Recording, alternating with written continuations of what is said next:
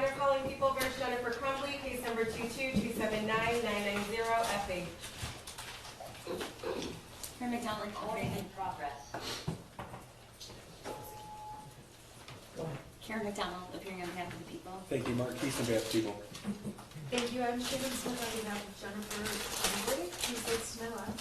Sean Godwin on behalf of Jennifer Crumbley. All right, you can be seated. I wanted to let you know that my colleague, Judge Brennan, has been conducting a jury trial this week that she started on Monday. No one else in the courthouse was permitted to conduct a jury trial while we were doing this one, but she did take a jury on Monday. I just learned that 3 jurors on her trial were approached by media and asked if they were jurors on the Crumbley matter. The Sheriff's Department is conducting an investigation. As we know, jury tampering is a crime. If I find out that anyone approaches a juror in this matter, they will immediately be taken into custody and ordered to appear before Judge Warren. This is not a threat. I'm going to bring a jury in, okay? Thank you, Judge.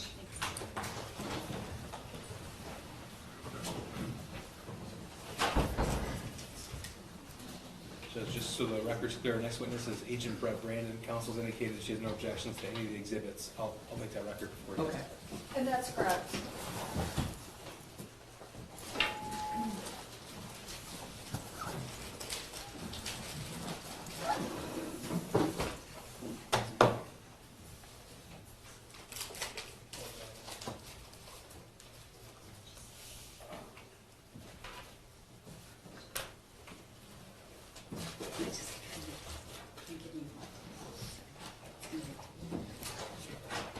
All rise for the jury.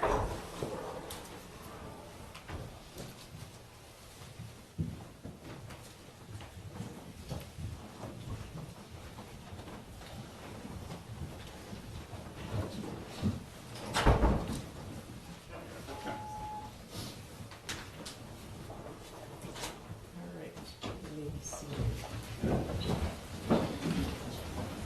Ladies and gentlemen, I want to reiterate that no one should be having any discussions with you. So if someone approaches you, you should tell me right away. I heard some things that I heard that a juror on the case that was selected Monday was approached, and the Sheriff's Department is doing an investigation with regard to that. So if anything like that happens, please let me know immediately. All right? Judge, not by, the allegation isn't by a lawyer, just so No, they. no, it wasn't. It wasn't by a lawyer. It was alleged to have been by someone from the media who thought that jurors for another judge were jurors for this case, and it was someone from the media. So I just want to let you know that, some people do not follow my orders. All right, who's the next witness? Special Agent Brett Brandon. And Judge, for the record, we did speak with counsel. There's stipulation to the admission of all exhibits through this witness. That's 31 through 75, Judge. Your Honor, just give me 1 second. Okay, sure. Yes, that's correct. I just was checking the number. Thank you. I'm sorry. 31 was listed as, but you're going to do it through. Yeah, Okay, let's thank you. with this doc, yeah. Thank you. Okay. Could you raise your right hand? Do you swear or affirm the testimony you're about to give in the truth, so help you God? I do. Could you pull the door toward you, have a step up, have a seat, and could you state your name for the record and spell your first and last name? Yes, Brett Brandon, B-R-E-T-T, Brandon, B-R-A-N-D-O-N. Thank you, Judge. Good afternoon. Afternoon. All right, just to let everyone know, there's a lot of exhibits here, so Mark and I are going to try to do this, at least get the exhibits together to be as efficient and quick as possible. Special Agent, what's your formal title? It's a special agent with the Bureau of Alcohol, Tobacco, Firearms, and Explosives, commonly referred to as the ATF. All right, and as part of as being a special agent in the ATF, what are you assigned to right now? Right now I'm assigned to the Pontiac Gun Violence Task Force. It's a partnership with the Oakland County Sheriff's Office focused on investigating the criminal possession and use of firearms, specifically shooting investigations. Okay, and for those of us who don't, or people might not know exactly, it should be common sense with the name, but what does the ATF do? The ATF enforces the nation's arson, explosives, and firearms laws, but as you might expect, our primary focus is on enforcing the federal firearms laws. Okay, and does it involve state laws or regulations in any way? Yes, so as I stated before, I'm on the Pontiac Gun Violence Task Force, and through that and other partnerships, we commonly embed with and work with state and local law enforcement on a daily basis. Okay, so you do still enforce state laws in that capacity? Yes, investigate state crimes, yes, Okay. with the state and locals. Investigate, thank you. Can you tell the jury what your background and experience is? Yes. I have a Bachelor of Arts in Political Science from Oakland University. I also went to law school for 1 year at the Catholic University of America. I then went to the ATF National Academy and completed the requisite training to become a special agent. So you would rather be a special agent than a lawyer? Yes. Okay. And how many years have you been in the ATF? I've been an agent for a little over 10 years, and I've been with the agency for nearly 15 this summer. I was a student intern working primarily in intelligence for 4 years, both in undergrad and that 1 year of law school. Okay. Approximately how many shooting investigations have you been involved in? Hundreds, Hundreds? yes. And you testified earlier, your job is to enforce and investigate federal firearm laws, but do you have a general understanding of state firearm laws? Yes, I investigate crimes committed within the state of Michigan involving firearms as a part of my assignment on the task force and other previous assignments with that task force setting, yes. Okay. Special Agent, do you know who Jennifer Crumbley is? Yes, Do you see her anywhere in the courtroom today? I do. Would you describe what she's wearing? She's got a gray and white sweater on, seated at the defense table in the middle. Thank you. May the record reflect he's properly identified. Record will reflect the incredible identification of the defendant, Jennifer Crumbley. How did you get involved in the investigation on this prosecution and one with the shooter? Can you explain to the jury how that happened? Yes, I'm the federal agent assigned to the Oxford shooting investigation. Okay, and let's go back to November 30th. Do you remember where you were that day? Yes. Where were you in the morning? I was in the Detroit Field Division office in downtown Detroit. Okay, and when did you first hear of the shooting? Within several minutes of the shooting, an assistant special agent in charge at the time came into my partner and I's office and informed me that there had been a shooting at Oxford High School. He knew that I grew up in a surrounding town, was aware of the area, and wanted to inform me. I immediately grabbed my things and ran out the door out to my car and drove north. Okay, you've responded, and part of your job, do you respond to active shooters? Yes. Okay. When you heard about the Oxford shooting, did anyone assign you or tell you you had to drive there and go to the scene? No. And did anyone else in your office at that moment go with you? At that time, I think information was still coming in. At that time, I don't think anyone had responded yet. No. And what made you go immediately? I had familiarity with the area. I knew exactly how to get to Oxford High School. I'd also been involved in another investigation recently with the Oakland County Sheriff's Office at that time. I had a close relationship with them and thought that I'd be able to get on the ground quickly and help out in any way I could. And this was the community that you're familiar with? Yes. Okay. About how long was it after you heard that you left the building? Immediately. My chair was still spinning, according to my partner. So was your partner there when you left? No, he had stepped out for a minute. And when he came back, your chair was spinning? Yes. Okay. So how long does it take you to drive from downtown Detroit to Oxford High School in a normal day? With traffic, could be quite a time, definitely around an hour. All right. Talk to me about once you got on the road, on the way up there. As I started driving on the freeway, I believe it was when I got to the Troy area, the Big Beaver exit, that I began to notice other law enforcement with their lights and sirens activated, also driving north on 75 and joining somewhat of, I'd call it, a caravan on I-75, joining other people. What was the rate of speed in the caravan? It was fast, but it was safe. So there was no traffic, was everyone moving to the side of the road? Yes, people were getting over at that time, yes. Okay. As you drove, were you aware whether or not it was a false alarm or if it was a real active shooting situation? As I drove, I began to receive information from our intelligence employees that it was indeed a real shooting and that we're reporting there were victims and fatalities. Okay. Do you remember who else you talked to on the way to the shooting? I spoke to ATF Intelligence Research Specialist Michael Malone. At one point, I also spoke to my wife. About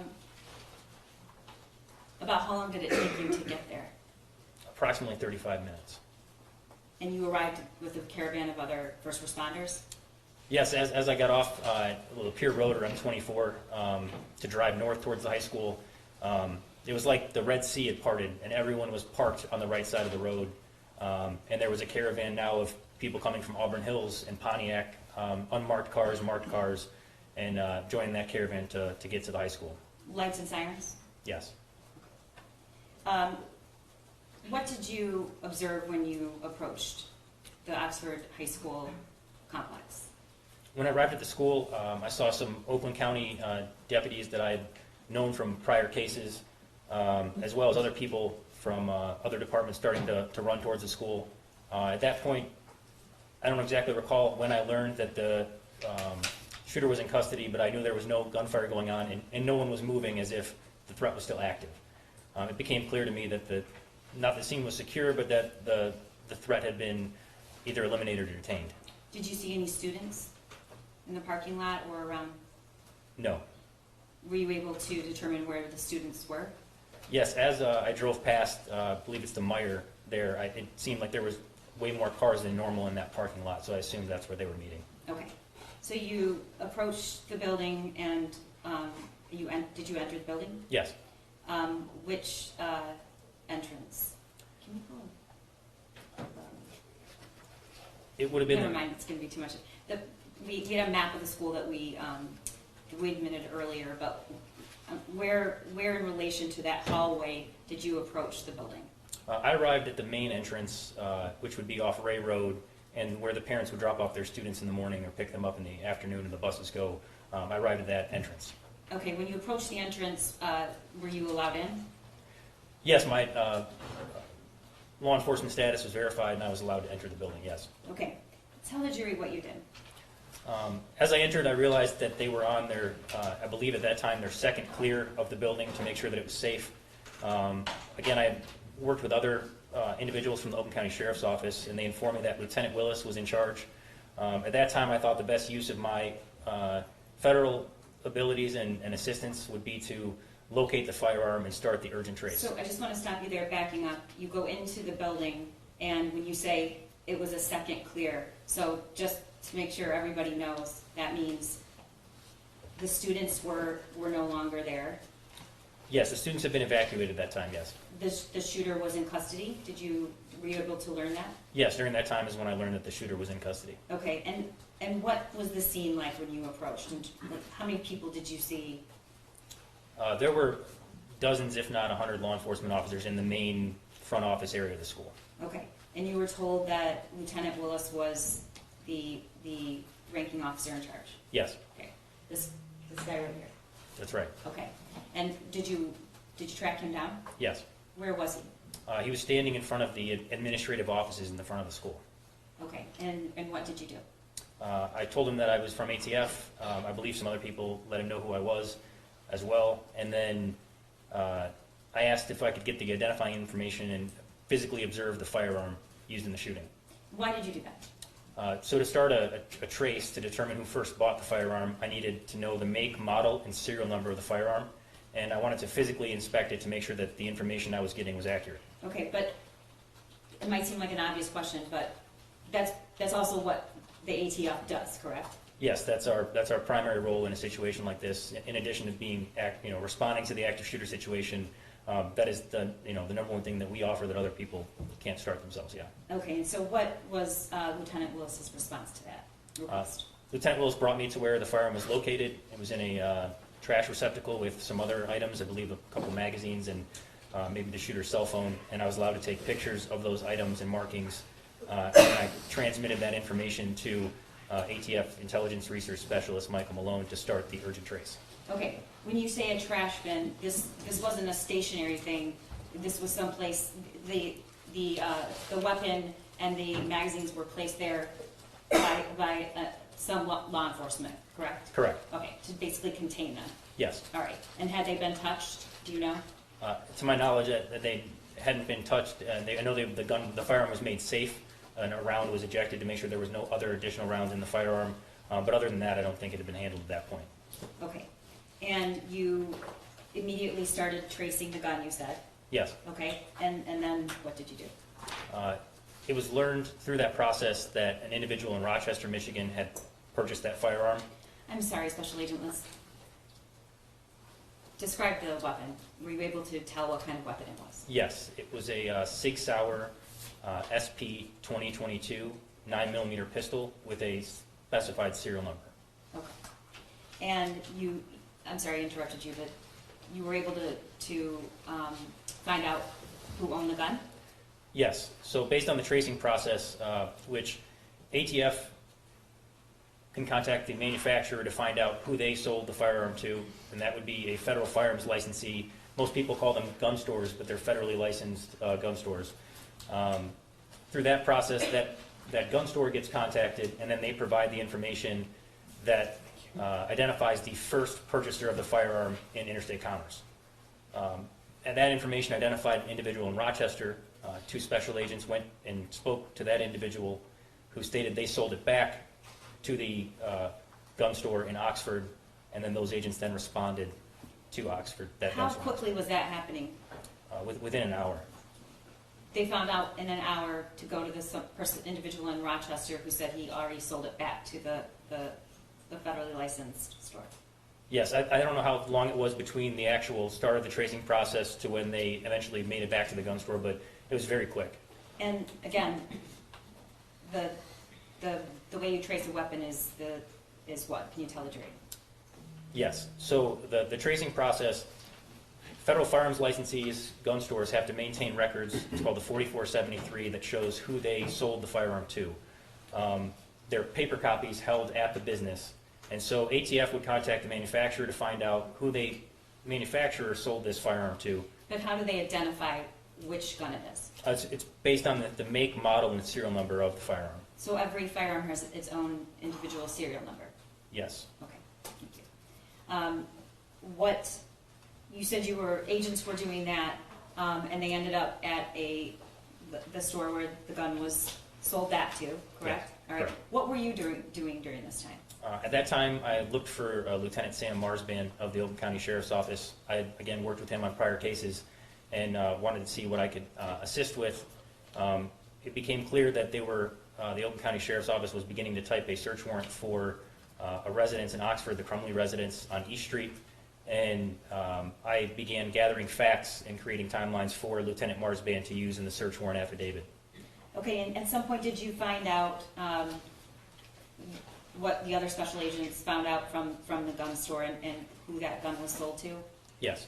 And what did you discover? It was sold to James Crumbley on November 26, 2021. Okay. At that point, you said you started assisting Lieutenant Marsban? Yes. Okay. And then what did you do? As a part of those responsibilities, Detective Wogrowski was pulling the surveillance video of the school for the shooting, and I started to create a timeline of events and pass that information along to Lieutenant Marsban, as well as, I believe, looking for Ethan's class schedule to determine his whereabouts throughout the day. Okay.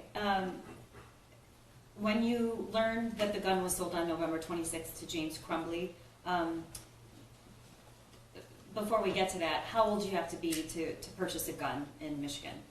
Well, under federal law, how how old do you have to be? Under federal law, to purchase a handgun from a federal firearms licensee, you have to be 21 years old. Okay, and do you know under state law? Yes, based on my participation in this investigation and others, to buy a handgun from a federal firearms licensee, under federal law is 21. If you're buying a firearm from an individual in the state, that requirement's not there. It's not a federal law to do that. It's 18 years old. Okay. And to be clear, we're talking about handguns? Yes. Okay.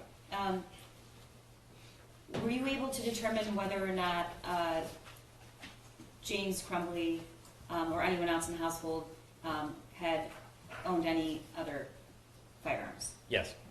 Can you tell the jury how you determined that? Yes, as a part of taking part in the search warrant at the Crumbley residence, I learned that James Crumbley had previously purchased 2 firearms from that same gun store in Oxford.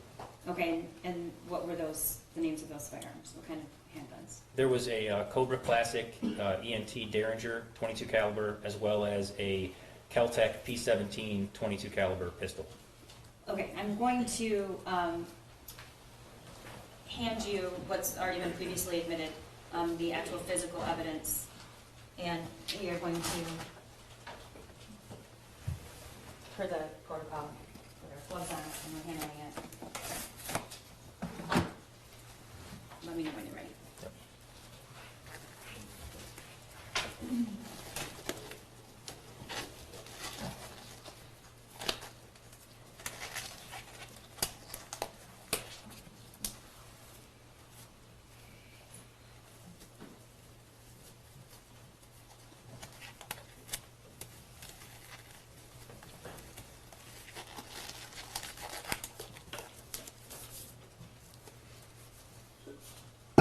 Okay. Your Honor, may I approach? Okay. I'm handing you what's marked and admitted as People's 32, Exhibit 32. Can you tell the jury what that is? Yes, this is the Sig Sauer SP 2022 9mm pistol that was used in the school shooting. Okay, and just so the jury knows, you've made that safety handle, correct? Correct. Okay. And I just hand it to you for a second, just so everyone can see it.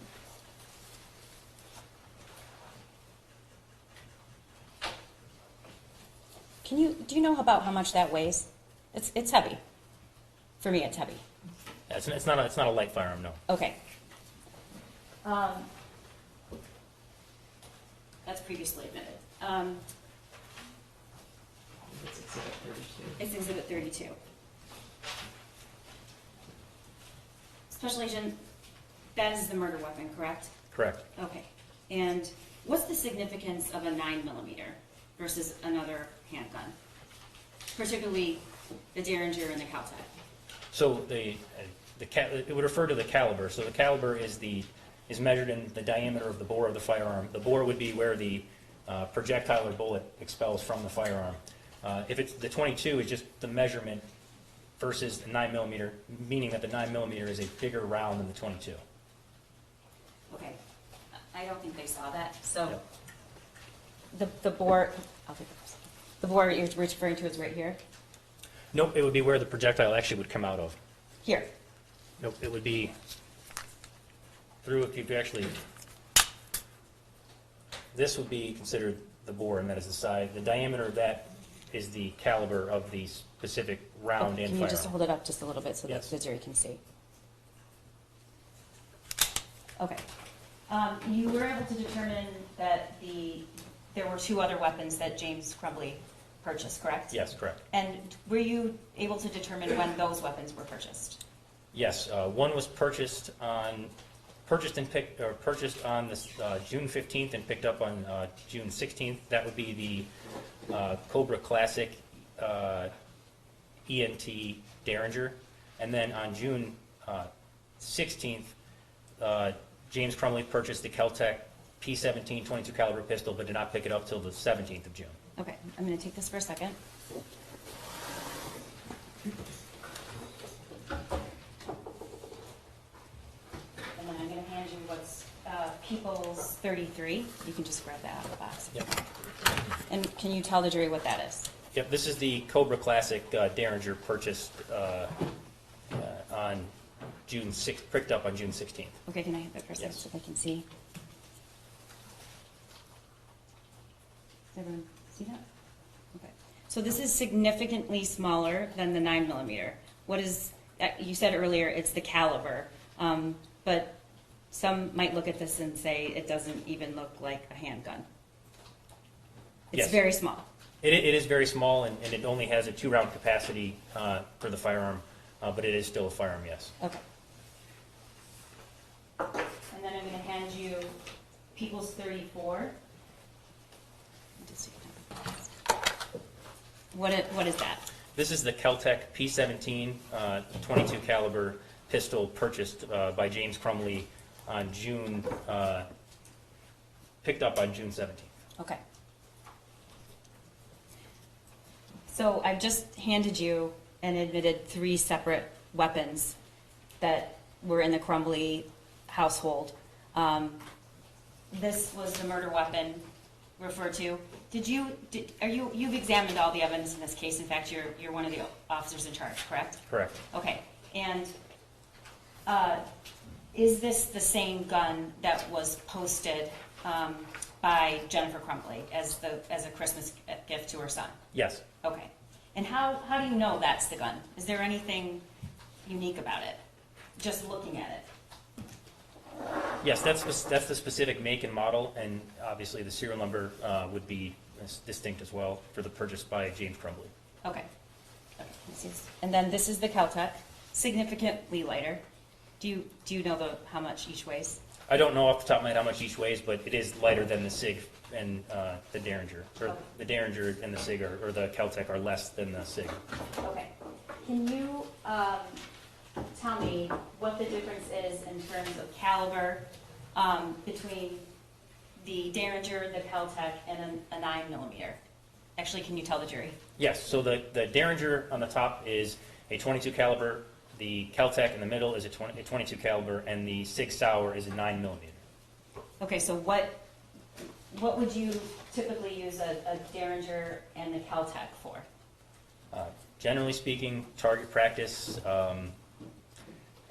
I guess some may use it for self-defense. I would say more than 9mm for self-defense and target shooting. Okay, and you said you investigated hundreds of shootings. Yes. Okay, any multiple victim shootings? Yes. All right, have you ever responded to an investigation or a scene on multiple victim shootings where a Derringer was used?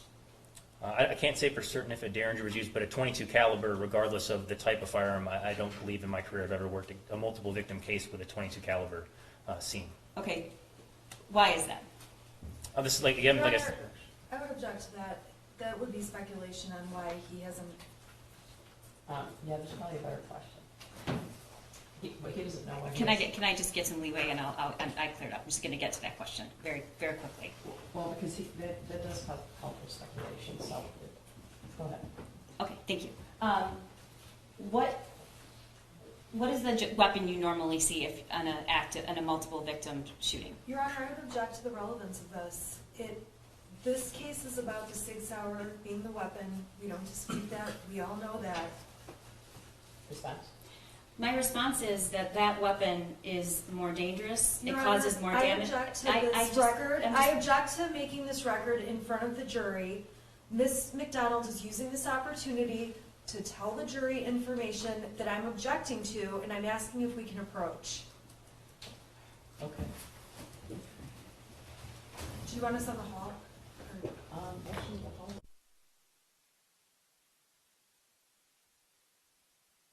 Going to show in our case the reason why that weapon, the 9mm, was purchased and why it's significantly different. That is, and it's absolutely relevant. It has to do You're going with, to present other evidence that will show why that. yes, including statements of the shooter. Your Honor, I think that's extremely, Well, there are some statements that are coming into the trial, right? there are, Your Honor, but there is no way the prosecutor can prove this weapon was bought to kill people specifically by James Crumbley or Jennifer Crumbley. And this case is about Jennifer Crumbley. It's not about Ethan, it's not about James. Okay, so part of it is about what they knew though, right? Part of it is about what the parents knew. Part of it is about what the parents knew, but there is no evidence to lay a foundation that my client knows anything about the deadly capability of these guns. Nothing. She has no, It there has sounds been like no it sounds like foundation. an argument she's gonna make in defense and in her defense, and she has a right to. I just wanna be able to have my witness testify about what kind of weapon this is and what the reason you have a 9mm versus a .22. Well, I guess a better question is that you can shoot more bullets out of that quicker. Is that what you want to know? That and No, the I type sound of like damage that. those bullets can I do. know a lot about guns you can take. Right? I thank you, Your Honor. Okay. I'm not sure every member of the jury does, so I'm trying to explain it to people who are not familiar with firearms. Okay, well, yeah, no, I understand that. Part of what you're saying might be argument, but it's a fact question that the SIG can eject more rounds quicker. You can shoot rounds quicker from the SIG I don't than the know. other two. I don't know that that's necessarily true. So if you just give me a couple of questions. Okay. All right, thank you. Okay, What what's is the your difference between the SIG and a .22? It's the size of the round is the main difference. And Okay, the size of the actual bullet, for lack of another, I Yeah, know correct. you say round, okay. Yes. And why does the size matter? The size matters because the larger the bullet, the bigger the hole. Okay, more damage, whatever it is you're shooting. Correct. Okay, thank you. All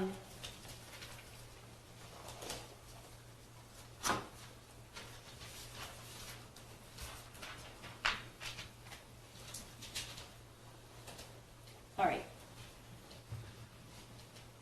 You said that when the other special agents were finding out where these weapons were purchased, you were still at the school. Yes. And then can you talk about what you did with Lieutenant Marsman? Yes, I was watching the surveillance video from the school documenting the shooter's path through the day as well as his actions during the shooting. Okay, and what were you able to view? The actual surveillance video of the shooting taking place. And who showed that to you? I was with Lieutenant Marsban and Detective Wogrowski. Okay, when you say the actual surveillance, what does that mean? So there was an administrative office inside the high school that had the computer system with this, the surveillance video playing on a large monitor. I was in that room reviewing the footage as it played. Okay, and we're going to get back to that, but at some point, did you actually go to the home? Yes. Why did you do that? Lieutenant Marsban had obtained the search warrant at that time, and I responded to assist with the search warrant. And when you arrived, who else was there, if anyone? Multiple detectives from the Oakland County Sheriff's Office and also Lieutenant Marsban. Did you actively search the home, or were you just present? I actively assisted in the search. Okay. Did you recover anything in the house related to these weapons or relating a case, anything? What did you find? I don't want to put words in your mouth. Yeah, I was present for the recovery of evidence, and I also observed two targets on the wall in what would be the, I guess you'd call it the shooter's childhood bedroom, which shares a wall with his parents' Okay. bedroom. Before we get to that, did you recover these two handguns in the house? I was not the one who recovered them, but I was present when everything was there. Okay. Recovered, yes. Were any other cases or boxes or anything related to the firearms recovered? Yes. Okay, I'm going to hand you what's been marked as People's 35.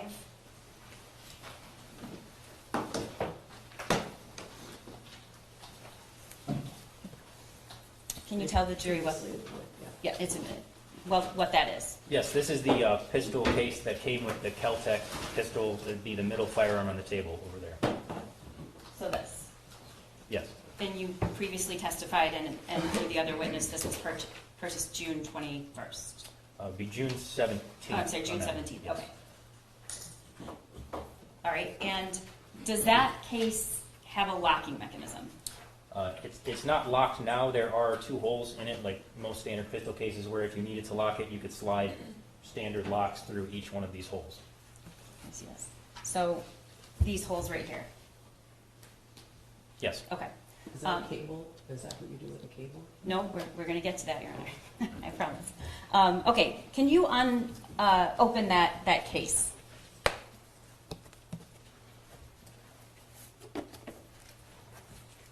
Okay, do you know where that case was found? Yes, it was in the kitchen, I believe, underneath the Highlander in a cabinet. Okay. And if I can see this for a second, you open it up, and what's inside this Caltech case? That is a cable lock. Okay. Is this how it was discovered? Was this cable lock in the Caltech case when this was found? Yes. Okay, I'm going to hand you the cable lock, and can you tell the jury exactly what that is? Yes, so cable lock is used as a mechanism to make a firearm inoperable, and it's something you have to defeat to operate the firearm. What do you mean defeat? So you have to find the key, unlock it, or take it off in some other way to load and discharge the firearm. Okay. When you examined that for this first time, what, if anything, did you notice about it? I noticed there wasn't much wear and tear. The packaging didn't have many markings on it, as if if the cable lock had been taken in and out. It's very wide, so taken out many times, there'd be more markings on the sides of this cable lock. It looks almost new. Does it look like it's ever been disturbed? No. How many keys go with the cable lock? Generally, you receive 2 keys on the same key ring for 1 cable lock. Okay, are there 2 keys in there? Yes. Okay. Anything else about this? No. All right. Have you ever opened this up? No. And as far as you know, no one's actually disturbed this? Not to my knowledge. no. Okay, so this is in the same condition as it was when it was found in the Caltech case, correct? Yes, that's my understanding. Okay. Can this be used on all of these handguns? It can be used on the Keltec pistol and the Sig Sauer pistol. I'm not sure how small that cable is for the Derringer. It may fit, I'm not quite sure. Okay, thank you. This is Exhibit 39, Yeah, the cable lock, oh, the lock is separate. yes, Okay. Okay. and that's admitted.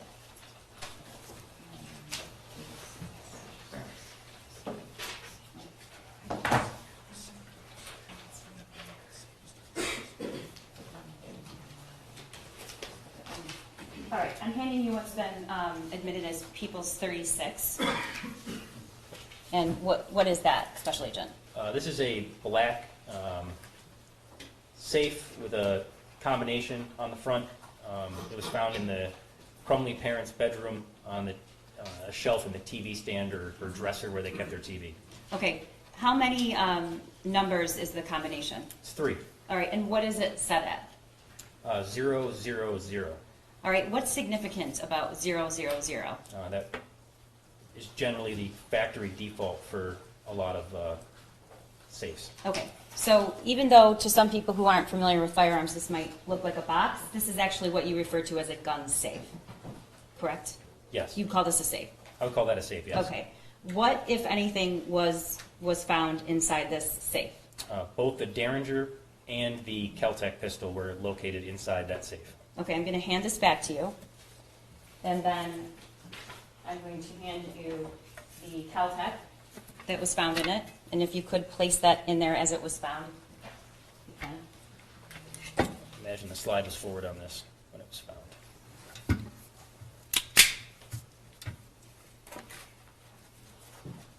And then I'm handing you the Derringer. Okay. Can I see that back? Is this how these 2 handguns were found in the bedroom of Jennifer and James Crumbley? Yeah, I don't recall the exact positioning, but both were placed in that safe, yes. Okay, and it was closed and locked to 000. I'm not sure the combination at the time when it was recovered. I know that the combination is 000. Okay, Have you had an opportunity to examine this and determine whether or not the SIG fit in this safe? Yes, the SIG is too large of a firearm. The safe will not close with that firearm inside the safe being the SIG. Okay, will it not close if there's one of the other handguns, or it won't fit no matter, regardless of whether another handgun was in there? It will not fit by itself or with another firearm. It will not close. Okay. All right, I'm handing you what's been admitted as People's 31. What is that? This is the pistol case for the Sig Sauer 9mm pistol used in the school shooting. Okay, so, in other words, that is the case that this SIG was sold in? Yes. Okay, and do you know where that was found, and where was it recovered, if you know?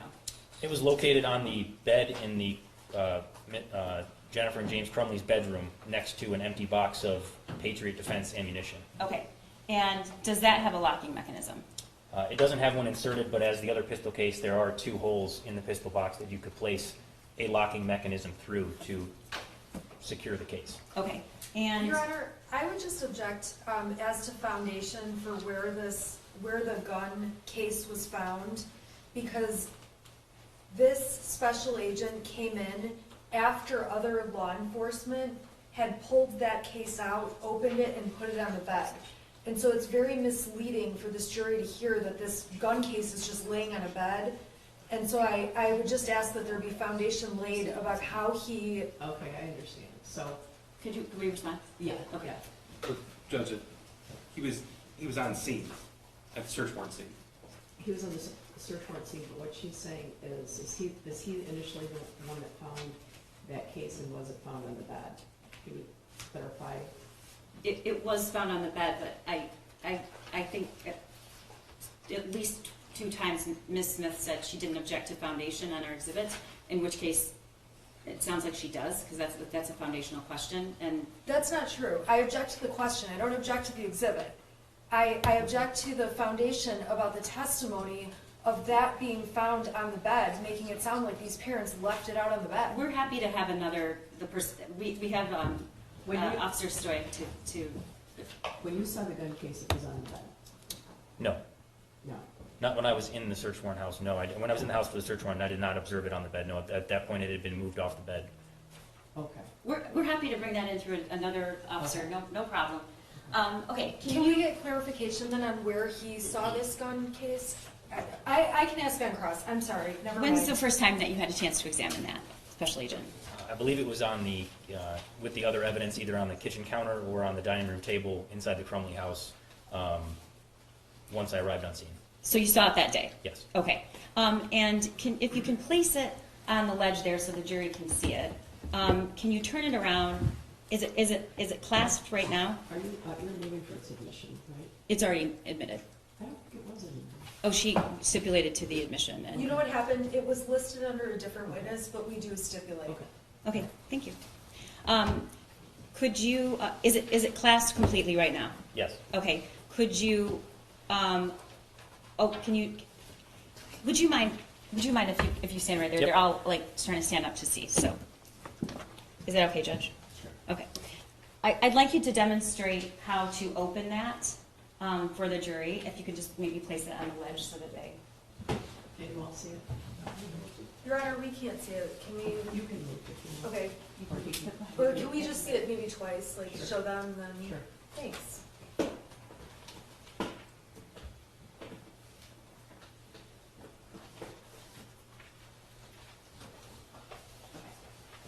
And I'm sorry, can you see? Thank you.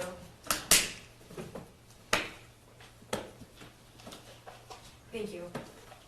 Okay, and then if you could clasp it back.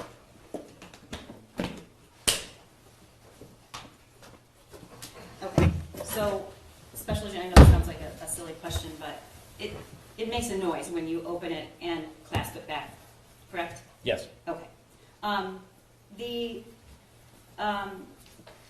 Well, I'm gonna get to that in a second. I'm sorry, Your Honor, it's just a lot of exhibits and I want to make sure I get to No, everything. that's why I asked about that. So, yeah, okay.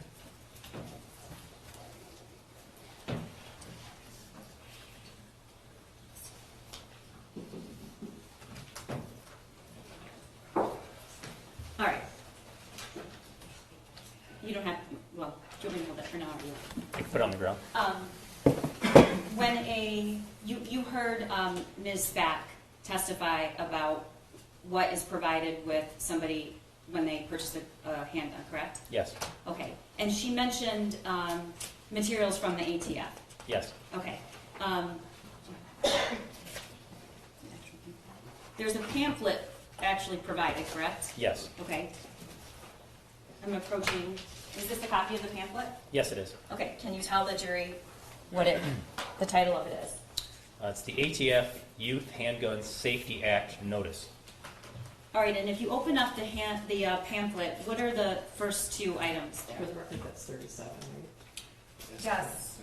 That's a demonstrative aid 237, which Oh, is, okay. Right, I'm gonna keep this with this. Okay, So at the top, it says Youth Handgun Safety Act Notice. The first bullet point says, the misuse of handguns is a leading contributor to juvenile violence and fatalities. Number 2, safely storing and securing firearms away from children will help prevent the unlawful possession of handguns by juveniles, stop accidents, and save lives. how familiar are you with that pamphlet? From this investigation, pretty familiar. Okay, and what is the purpose in the law around, if you know, why is that included in every sale? I think the title of the pamphlet speaks for itself. It's a Youth Handgun Safety Act Notice. It's putting you on notice that not safely storing your firearms will contribute to juvenile violence. Okay. You've had an opportunity to examine all of the evidence in this case, probably the digital evidence, the evidence from the phones, the physical evidence, the narratives, correct? Yes. Okay. And what did you notice when the SIG was photographed by the shooter, and then a couple of the other images taken? Was the pamphlet with it? In some photos it was, in others it was not. Okay. And up until recently, what did you think happened to the pamphlet that was sold with the SIG? Your Honor, I would object to speculation. Yeah, isn't it speculation? I'm getting it. I would just ask for a little leeway. Okay, It's why part is of his investigation. Wait, why isn't it speculation? What do you think's happened to the Did you know what happened to it? No. Okay. And then recently, did you discover what happened to it? Yes. Can you tell the jury how? Preparing for trial, I opened up the Sig Sauer pistol case. This right here? No, that would be Oh, I'm sorry, yes. this one Okay. here. This was in the last week? Yes. Okay. And I noticed that there was a piece of paper underneath the foam, so I lifted up the foam and found a receipt from what we're referring to as the gun store in Oxford for the firearm, as well as the ATF Youth Handgun Safety Act notice. So it was under the foam in the case that the SIG was stored in? Yes. When they left the gun store? Yes. Okay. All right. Thank you. One moment, Your Honor. That's 37. Okay. One of the cases, please. Yes.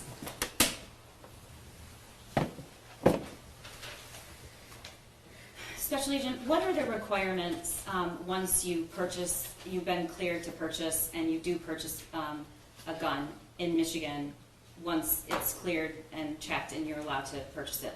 So as You a just part- take it home and it's yours and that's it? No, so as a part of this investigation and others, I am aware that when you purchase a firearm in Michigan and are given a pistol sales record by the federal firearms licensee, you do have 10 days to take that to basically local or county law enforcement. Okay, were you able, or are you able to ever determine whether or not that was done for any weapon? How do you do that? So there's a law enforcement Your database. Honor, I would just object. May we please approach? Okay.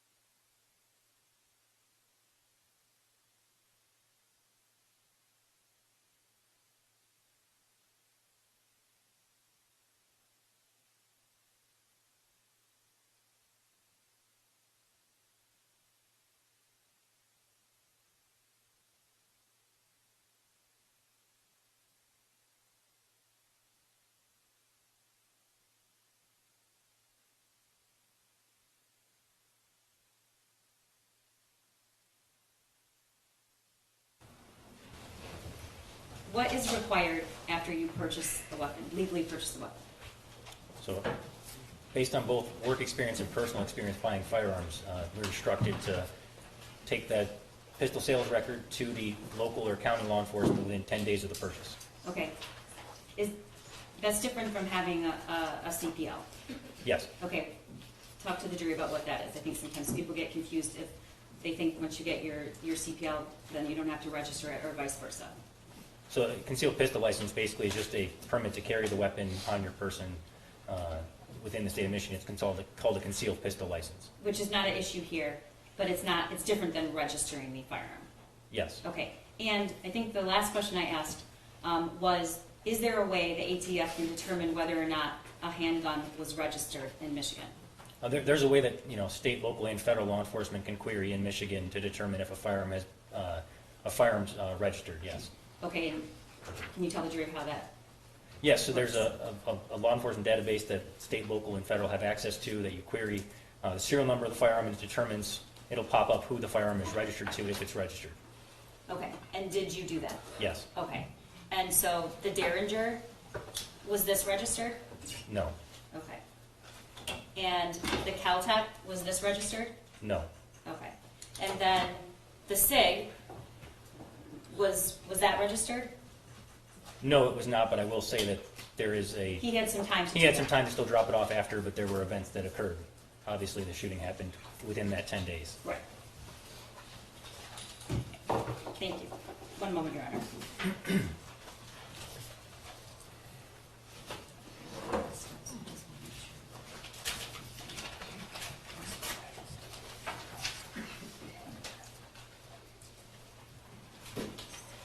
So we previously admitted the trigger lock statement, and Mark's going to try to pull that up and keep track of. There it is, and it's People's 38. Whose signature is that? If you know, what's the name on the statement? Under purchaser, it says James Crumbley. Okay, and can you tell the jury what this trigger lock statement means at the top, the boxes and Yes. what it indicates because they're checked? So this form was provided by the gun store in Oxford during the purchase.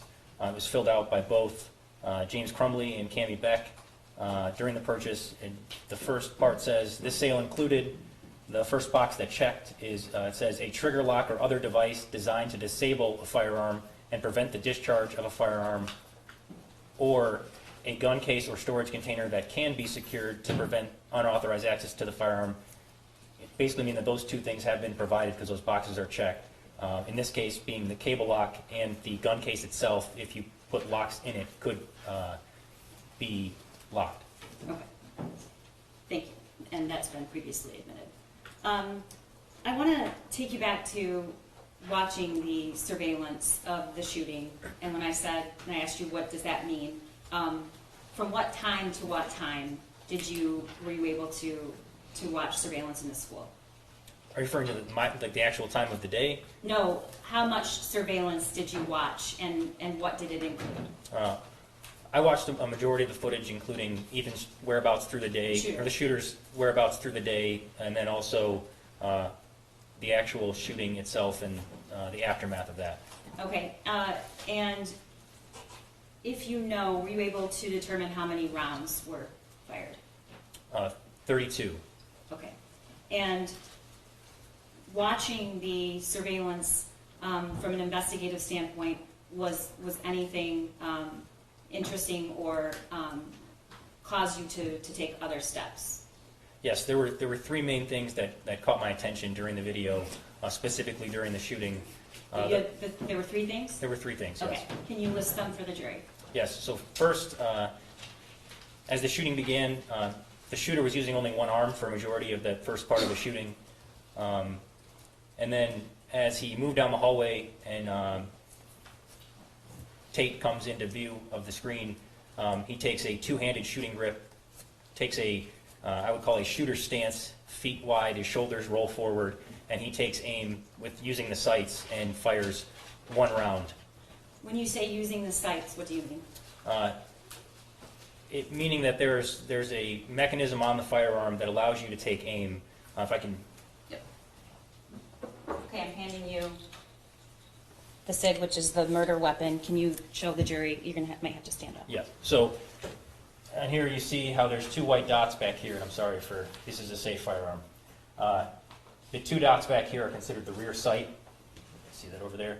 And if you line up the front sight with the rear sight, that is how you aim a firearm. In the video, I noted that Ethan did that on the shooter did that on the first shot, as well as the second shot he took at Tate. Okay, Special Agent, we have not shown that surveillance video at this point. So I'm going to try to provide some context. And what did you, when you were watching this, and you mentioned the stance and lining up the sights, was the shooter rushing? Was the shooter going at a fast pace? Can you describe what you saw? Yes, during that specific portion, he came to a dead stop and took aim, and then as he moved forward, he walked 2 or 3 steps forward and then took aim again and discharged the firearm. And what seemed remarkable about that to you, Well, if anything? Your Honor, I just object to the relevance. This is not the trial for the shooter. Your Honor, the knowledge of firearm proficiency is absolutely relevant, and it is a contested fact, and it is relevant to these proceedings. Yeah, I'm going to allow it. I hope you guys do understand that, right? That some of these things overlap, but you were carefully chosen to distinguish between what the shooter did and what we're here about. And we all trust you to do that. So I know it's difficult and an emotional day, but some of these things are not to horrify or upset you, but to let you know some of the circumstances. So I hope that you separate those things. And it is offered precisely what he's testifying to about the proficiency with the firearm that the shooter had. Yeah, I'm going to allow it. Thank you. What, if anything, was remarkable about that? When I first saw it, I immediately said to others in the room that I thought that the shooter had been to a shooting range or had had training in firearms. And that's based on what you just testified to? Yes. Okay. Particularly with the shot fired that killed Tate Neer, was there anything about that other than the stance? It was the stance, the way he rolled the shoulders forward, and then the way as he walked up to take the second shot that he re-established a stable shooting platform to take the second shot. Okay. Thank you. The entire shooting lasted how long, if you know? The entire shooting, I don't recall the exact length of time, but it was less than 10 minutes. Okay. Were you able to observe any loading of magazines in the SIG? And I should back up. What is the magazine? So a magazine is the part of the firearm that contains ammunition that's loaded in the magazine well of the firearm. And I'm sorry to keep doing this, but Sure. can you show the jury where a magazine, how you would load a magazine if you had one? Yes. So I think there's actually one in the SIG evidence box here.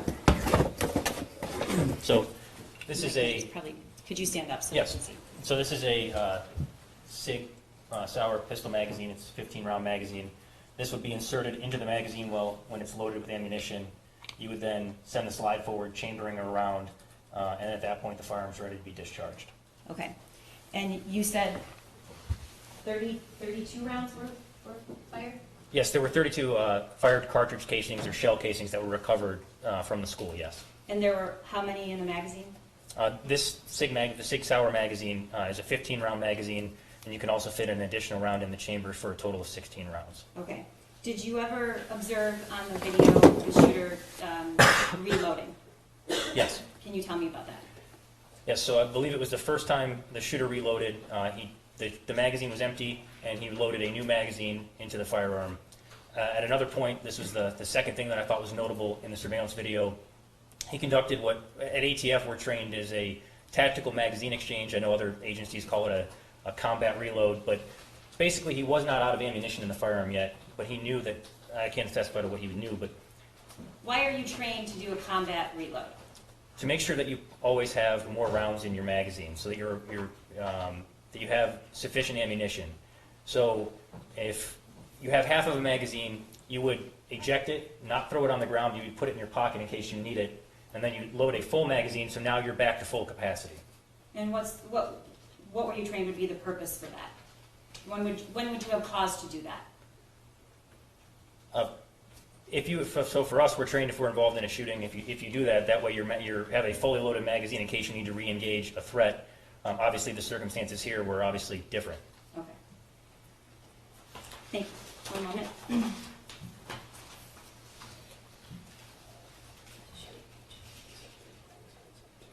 Okay. That was the first thing. There were two other things. So the first was his shooting stance. The second was the tactical magazine exchange.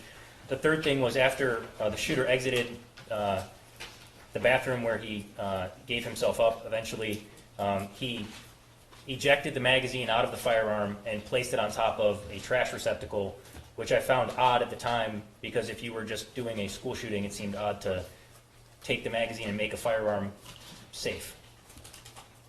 So he walked out of the bathroom, and the evidence showed that is where Justin Schilling was killed. He walked out of the bathroom, and you say he took the magazine out, and you're saying that is making the firearm safe.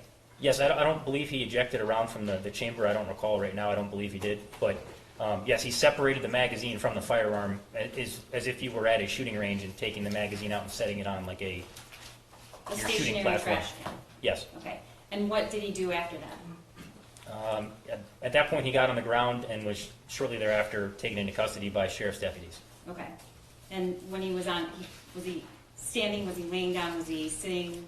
No, kneeling? he got into he was kneeling and then got into the prone position with his hands up. Okay. Were you able to determine whether or not he used anything to protect his ears? During the shooting? Yes. I don't recall, no. Okay. And then the third thing was, I just want to make sure we got all three things. Yep, that is all. Okay. So after you determined that what you considered it proficiency or somewhat? Yes, there was some level of firearms training exhibited in the surveillance video. Okay. And so what did you do next? So the following day, after knowing that ranges would be open in the morning, also additional information came in during the investigation that there was possibility that the family had been to a firearms range recently. I began looking for evidence of James, Jennifer, or Ethan Crumbley at shooting ranges in the area. Okay. And is this part of a normal investigation you would do in a shooting? Yes. Okay. And so you started going to local shooting ranges?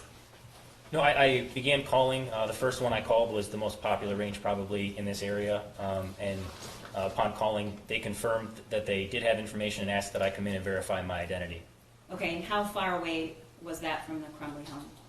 Not too far. It was in Clarkston, Michigan, so a couple towns over. Okay. Did you go to the range? Yes. All right. And what did you? What kind of information were you seeking? So the range provided multiple receipts from showing that James and Ethan and Jennifer Crumbley had been at the range in the past, as well as surveillance video documenting range visits on September 25th and on November 27th. I believe that's 3 days prior to the shooting. Okay. Let's start with exhibits 40 and 41. Is that what? These. Well, I'm going to ask you there. Okay. Special Agent, what is on the screen? These are Facebook messages between James and Jennifer Crumbley. And how were these retrieved? Through a search warrant served on Facebook. Okay. You also, in the investigation, reviewed downloading from the actual phones, correct? Yes. All right. Were these messages still on Jennifer Crumbley's phone? I know they were on James's phone. I don't recall if they were on Jennifer's phone. Okay. Can Your you, Honor, Your Honor, I'm sorry. I stipulated, but my copy does not have these stars on it, and they have eliminated some of the messages on this I exhibit. think that's why the stars are there. yeah, Right. Right, so I object because. we're happy to provide all of the messages. We were just to be concise regarding, these messages are offered to show Jennifer Crumbley's knowledge that they were at the store and the range, but I was just trying to be concise. But we're happy to give it all to the jury. For the interest of completion, Ms. Smith, I'll admit any portions of those that you would like. Yeah, Your Honor, I would ask for the whole, they gave me the You have it all. entire exhibit. You have it all. Okay, I have it all, but what you're putting up here is not it all, so. We're happy to provide all of it. We're just gonna talk about these two and she can, and we'll provide every single thing possible to the jury. I'm just trying to not go through all of the messages that weren't pertinent to the shooting. We're just taking slivers out. This is the problem. This is, The whole exhibit's going to come in, but that's Okay. the reason that the stars are there to show that it's not a complete chain, that Okay. there's something in the middle. But, I will admit the entire, text chain, and you are also happy to present to the jury the entire text chain. okay, thank you, Judge. And Your Honor, there's no evidentiary requirement that we have to publish every text message in a 2,000 page string if we want to pull out. I'm not trying to misrepresent. There isn't, Okay. but I'm just saying that if Ms. Smith would like those in, I would be happy to admit them for the purposes of completion. We want it all in, so we're happy, we'll stipulate to it. This was only taken out not to deceive as much as to try to make, these are the ones about the gun range. But there's a lot of content about things like, purchases and all sorts of stuff. Okay, so can you read those to the jury, Special Agent? Yes, so this is dated June 15th, 2021. So J.C. Crumbley is Jennifer Crumbley's Facebook account, that's in blue, and it says talk at 12 o'clock question mark. And then James Crumbley, who's in green, responds taking Ethan to store at 12. Jennifer responds you get gun. So that, the last one was 11:34. That's minus, UTC minus 4. Is that 11:34 a.m.? This has been adjusted to Eastern Standard Time. So it's really 11:34. Yes. Okay. And there's time passes, and now we're at 1:17. And what does Jennifer reply? Jennifer asks, you get gun. Okay, and the next slide. James responds yes, and it says mo, but I believe it's supposed to be no. Jennifer questions that, says huh. And then James says, we paid for the gun and bought it, but can't pick it up till everything clears Washington, in parentheses, FBI. Could be today, tomorrow, or next day. They don't know. Jennifer responds, gotcha. Bring me those fruit punch things when you come to bring hay. Okay. And then that same, can you read the text on the slide? Yes, so Jennifer sends a message that asks, how much is your gun? James replies, 300. Okay. I want to direct your attention to Exhibit 24 that's already been admitted. What are we looking at? This is a receipt from the gun store in Oxford for the Derringer that we've been talking about. So this is the Derringer? Correct. Okay. And how much was the price? Total price was $180.15. Okay. And then the next, who purchased the Derringer? James Crumbley. Okay. What is Exhibit 26? This is also a receipt from the gun store in Oxford for the Keltec P17 pistol. So it's this one? Yes. All right, and the same day? Were these on the same day purchased? They were purchased on different days. Okay. And how much was this? The gun itself was $299.95. Okay. Thank you.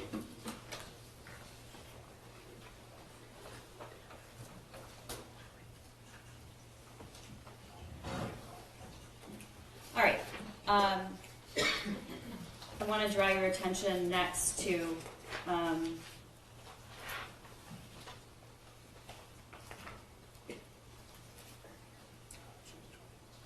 I'm sorry, Your Honor, there's just a lot of exhibits and I want to make sure we get it right. I understand. Okay. 27? No, we did that, I'm sorry. Facebook messages between James and Jennifer on June 20th, 2021. Can you read those? That's Exhibit 42. Yes, again, so Jennifer is in blue. It says, "Can you guys answer your phone?" And James responds, "No, at gun range, loud." Okay? And then Exhibit 27. Can you tell the jury what these two videos are? Yes, so there's, on James Crumbley's cell phone, there was a video on the 20th of June at 12:58 p.m. that shows the shooter shooting the Kel-Tec pistol, and then after that, a couple minutes later, there's a video of the defendant's son shooting the Derringer pistol. And these are it's the same day of the Facebook message before you just read? Yes. Okay. And this is Exhibit 43 and 44.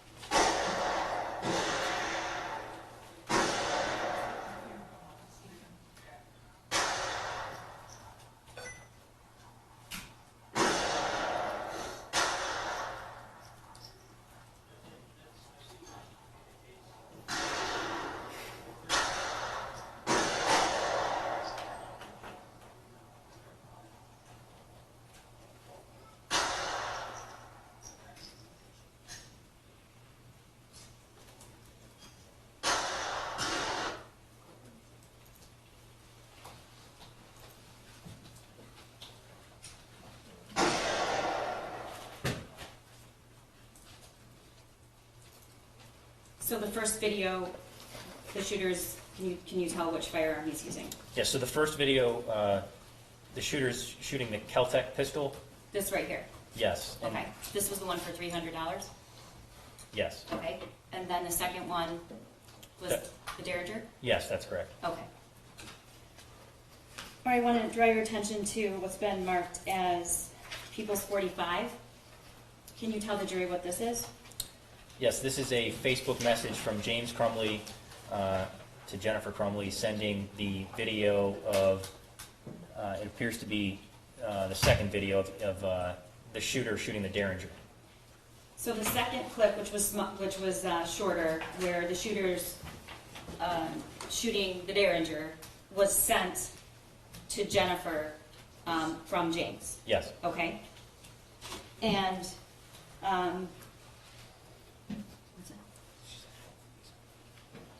is this a Facebook post?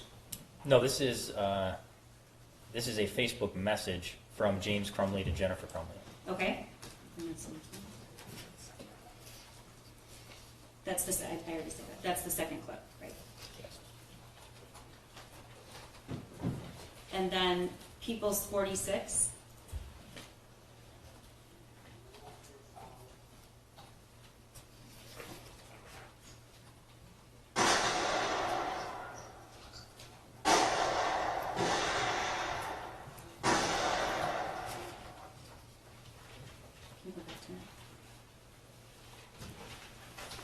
What are we watching, Special Agent? This is the video that James had sent to Jennifer via Facebook that she then posted, I believe, as an Instagram story that said, "Ethan and James Crumbley both got handguns this week, testing them out at the range." Okay, Ethan and James both got handguns this week, testing them out at the range. Correct? Yes. Okay. That's People's 46, Your Honor. I don't believe there's an objection. That's already- I'm going to direct your attention to the Exhibit 47, which was June 26th of 2021. What is that, Special Agent? This is a receipt from the firearms range in Clarkston for range time and targets. Okay, and Exhibit 48. This is a Facebook message of, I believe, the shooter shooting at the range in Clarkston, sent from James Crumbley to Jennifer Crumbley via Facebook Messenger. Okay.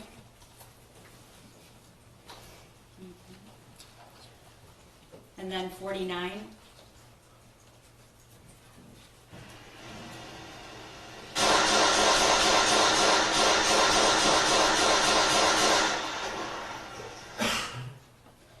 Was that the same video that was sent from James to Jennifer on June 26th?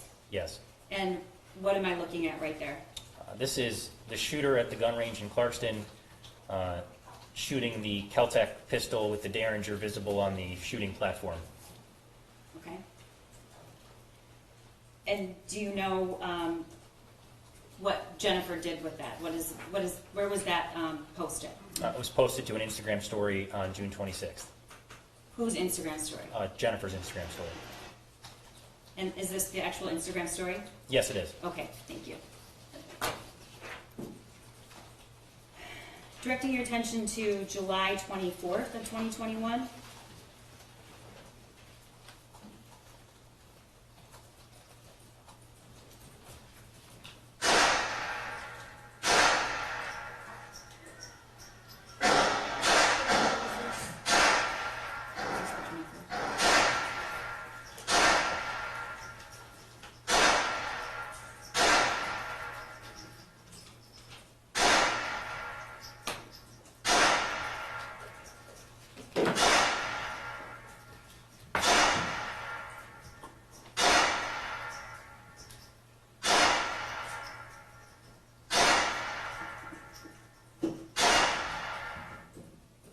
Your Honor, what number was that? Yeah. 75. 75. 75. I'm sorry, it's July 25th. Okay. Can you tell, Wait, hang on, I'm so sorry, what number? It's exhibit number 75, it's July 25th, 2021. Okay, thank you. yeah, I was trying to ask him so that we can, so it's 75, what were we just watching? This is a video taken on James Crumbley's cell phone of Jennifer Crumbley shooting at the Clarkston range, the Keltec pistol. Okay, this one? Yes. Okay. All right, directing your attention to August 19th, 2021, exhibits 50 and 51. Can you tell me what this is? Yes, this is a video sent by the shooter to another individual. All right, and this was already admitted. What are we watching? This is the shooter holding the Keltec pistol. This? Yes. Okay. And then he sends the slide forward. There's no magazine or chamber, or no round in the firearm. Okay, was there any text messages about it or just the image? There were also texts. Okay. I'm sorry, that was 50 or 51? We're going so fast right now, I can't. I think it's 50, that was 51. It's right? 50. The text is 50, the text is 50, the video is 51. Okay, the text is 50 that has the video in it, and then the video is 51, is that correct? That is correct. Okay, text is 50, video 51. And I'm sorry, I am so sorry, we're just going so The fast. text contains the video. And that's at the gun range, the shooter holding the Caltech, or shooting the Caltech, is that correct? I'm happy to clear it up. Okay. Special Agent, what in that image are you able to observe? It appears to be a couch. Oh, okay. Do you know what time that was sent? I don't recall the exact time. I'd have to look at the text message. I believe it was later in the evening. Okay, we'll go back to that. What time was it sent, Special Agent? I believe this is the next video. It was 9:31 p.m. Okay. Were you able to find another image that showed that the shooter had access to the Caltech? Yes. So on that same date, he sent another video to the same friend at 12:30 a.m. With the Caltech. And this is 52 and 53.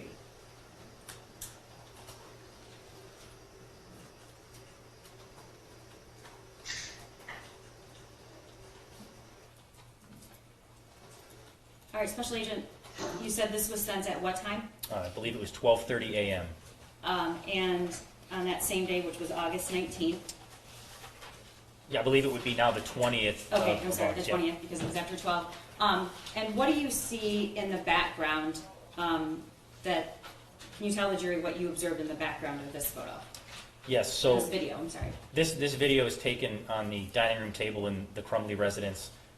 Familiar with, after being inside and also reviewing photographs taken at the house during this investigation, that the wood grain matches on that table to the kitchen table in their dining room. In the video, the shooter loads a loaded firearm magazine into the firearm and then chambers around into the firearm.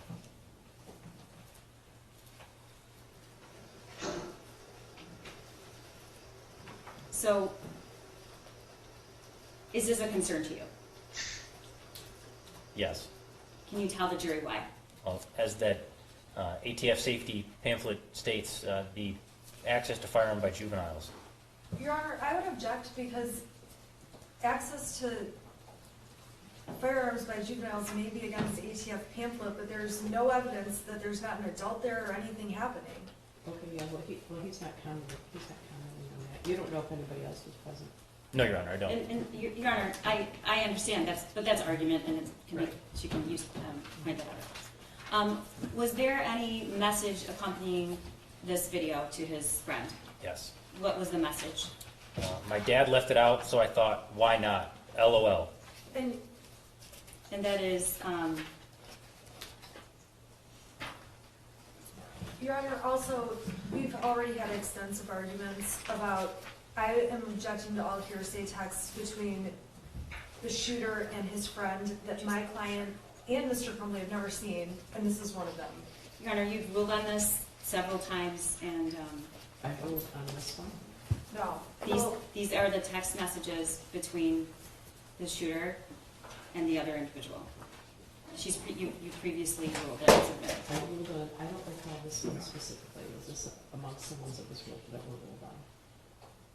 Okay, I'm happy to make it, I believe that you have, but if not, I am happy to make the argument. This is, even if you haven't ruled on it, it's under the exception of a present sense impression. He's picking up a firearm and in that moment, videoing himself holding it and then saying, my dad left it out, so I thought, why not? Well, it's in keeping with 803 1, and yeah, it's consistent with 803 1, isn't it?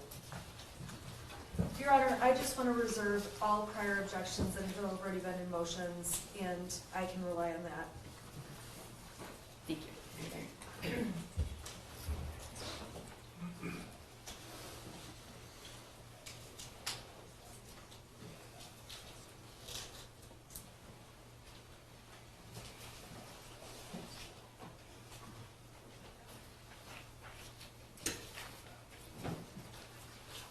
All right, Special Agent, this is People's Exhibit 54. Can you tell the jury what this is? This is the Google location information for James Crumbley. And it's dated August 19th, 9/29. It's around the time of the first video of the last two that we've seen. And it shows that he's at the Crumbley residence on East Street. Okay, and the time on that? It was 9:29 p.m. Okay, and that's the video of where the couch was in the background. Correct. Okay, and then the next exhibit. This is 55. What is this? This is the Google location information for Jennifer. It also shows that the at East Street address, the Crumbley family residence. Okay, so in other words, both Jennifer and James were home during the photo with when he was holding the Caltech and there was the couch in the background. Yes. Okay, and then 56. This is August 20th. So it's the 12:32 where the video was taken and the text, my dad left it out. Yes. Okay, and this shows what? This shows that James Crumbley, the Gmail account associated with James Crumbley was at the East Street family residence, Crumbley family residence. Okay, at 1:30 in the morning. At 12:30 in the Or morning. 12:30 in the morning, sorry. All right, and the next slide, 57?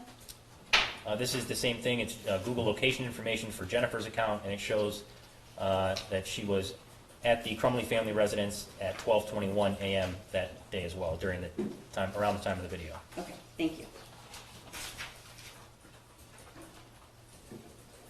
All right, I want to draw your attention to Exhibit 58. September 1st, 2021. This is a message between who? This is a message between James Crumbley and Jennifer Crumbley on Facebook. Okay, and the time is 4:56 p.m.? Yes. And what does the message say? Ethan and I are headed to gun range. Okay. And what are these, Special Agent? This is Exhibits 59 and 60, but can you tell the jury what they are? Yes, so these are receipts for that day for James Crumbley. It's range time, targets, as well as renting a Ruger LCR 22 caliber revolver and paying for 22 caliber ammunition.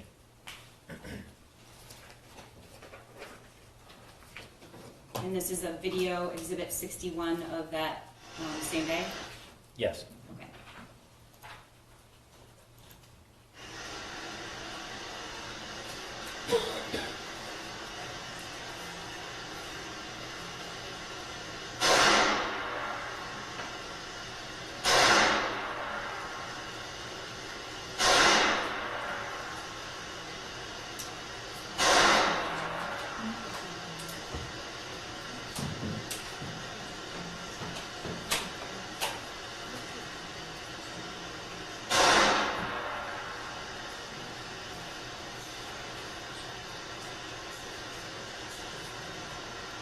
So I guess it shows. Okay, and I want to, that's People's 61, and then I want to draw your attention to September 25th. Did either defendant go to a shooting, did this defendant go to a shooting range in Clarkston? On September 25th, I believe, I don't recall for sure, I believe it was just James and Ethan that went. So it wasn't this defendant? No. Okay. Were you able to determine whether or not she was aware they were at the range? Yes. And how do you know that? I believe it was the same thing through Facebook messages. Okay, and this is 62, and this is a receipt. What was the receipt for? This was range fee, ammunition for 9mm, a rental of a 9mm pistol, as well as 22 caliber ammunition and targets. In all of the videos you were able to obtain and observe, is this the first range video using a 9mm? This is the first that I could find. Yes. That we know of? Yes. Okay, all right. And this is 63.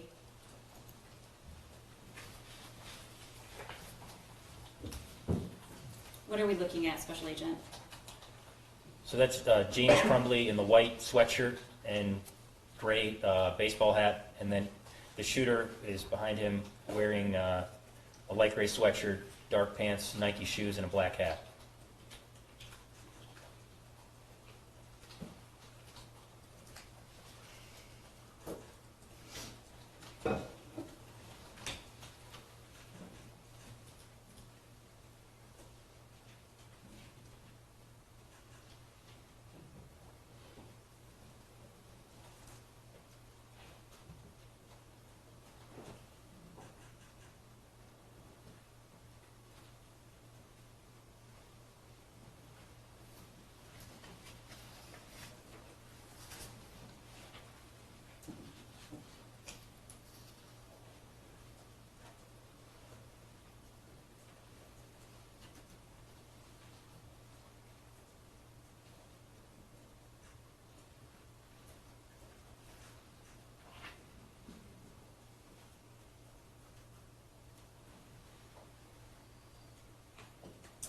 Special Agent, we see two firearms there, correct? Correct. Okay, what, if you can tell what kind of handgun it's for? So I believe the handgun that the shooter is picking up now is the Keltec, and then the other one was one that they appeared to rent, or to, if they were looking to purchase a firearm, sometimes that the range will let you test it out before you purchase it. So the one to the right of the shooter, what is that, if you know? I can't say for certain. The footage is a little grainy. Okay.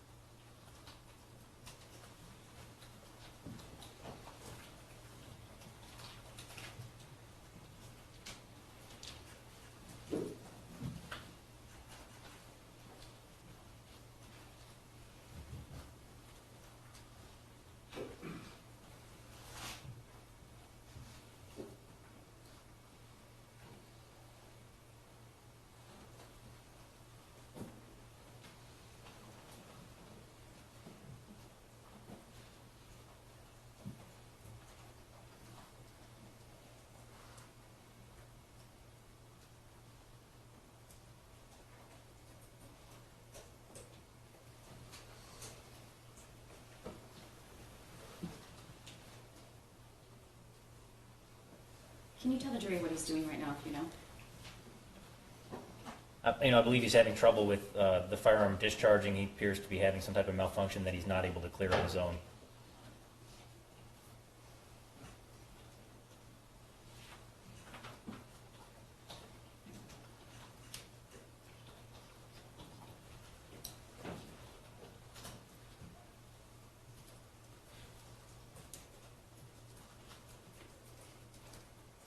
Okay, and I want to draw your attention then to Exhibit October 3rd of 2021, Exhibit 64.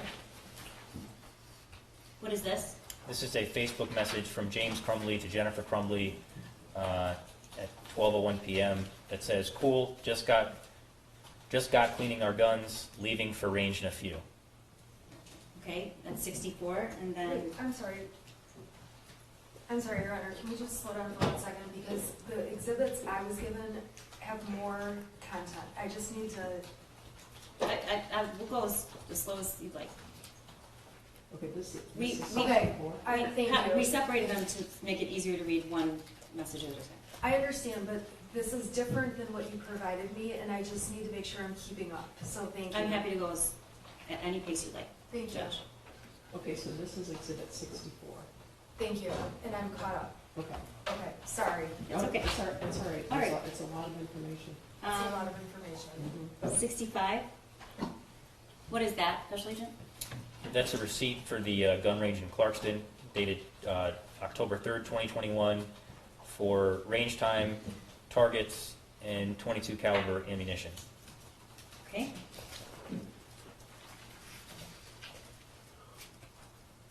All right. Was this the last documented visit before November 26th that we have? Yes. Okay, let's go to November 26th. What day was November 26th? What's significant about that day?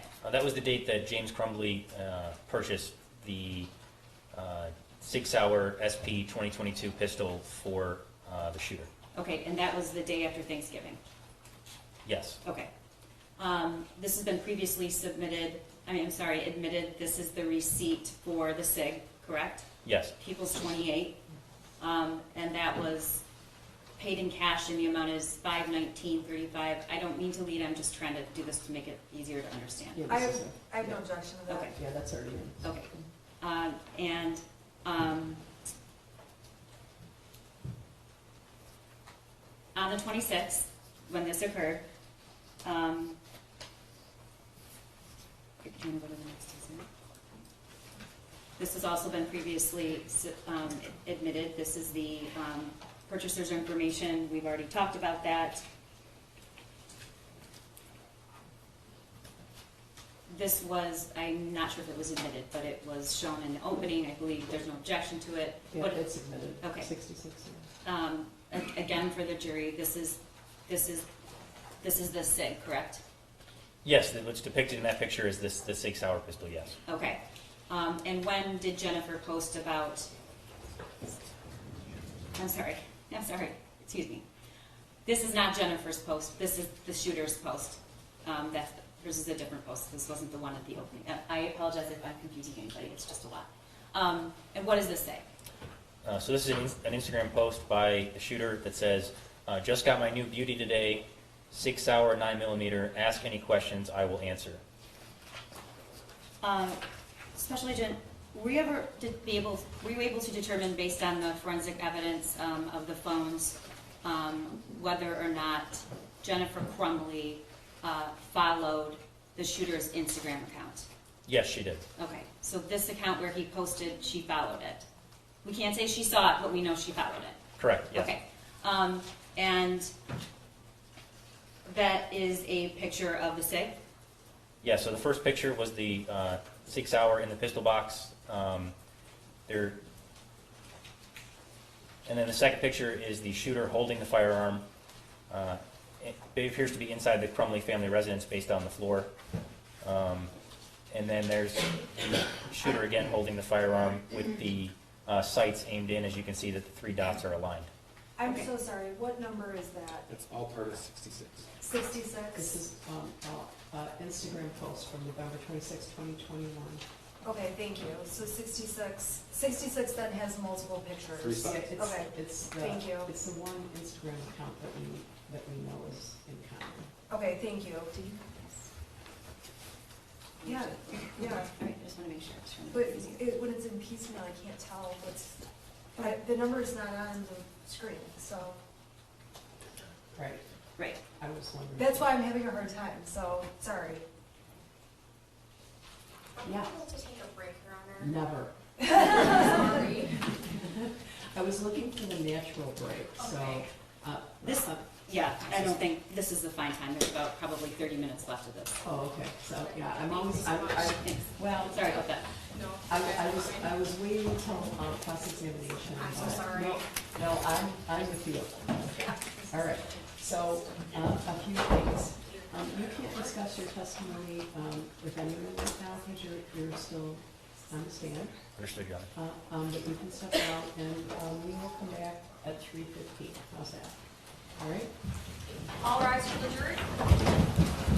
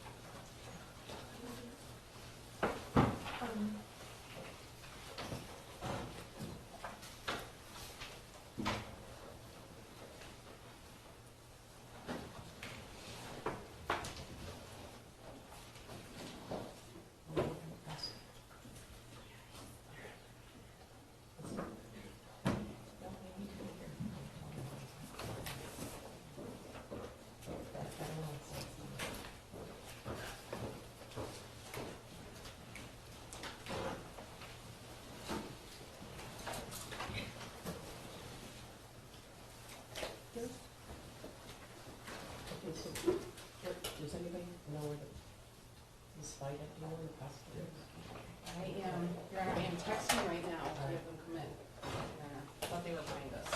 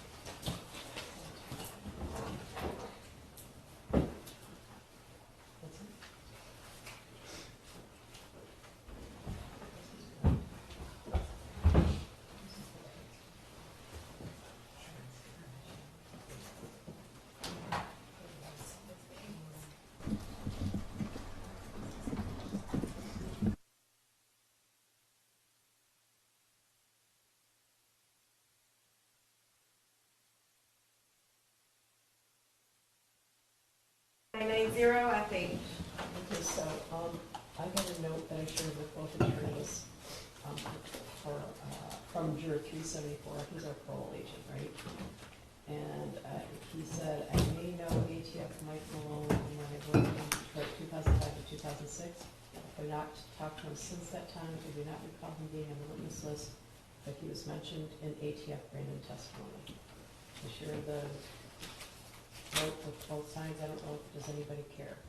Your Honor, we've had an opportunity to review the note, and we have no objection and don't believe, if the court could just inquire of the juror if this would influence his testimony in any way, I cannot imagine it would, but I think it's important for the court just to inquire to that. Okay, do you want me to bring him in by himself? Court's discretion on that, Judge, but we agree, we don't think it's an issue, but the record should be made. Well, you know, I guess I'm happy that he's following instructions that it's letting me know, right? That's why we have alternates, so,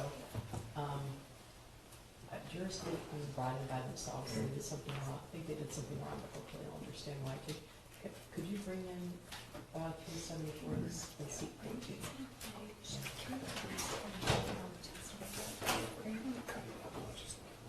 Are you gonna play the video?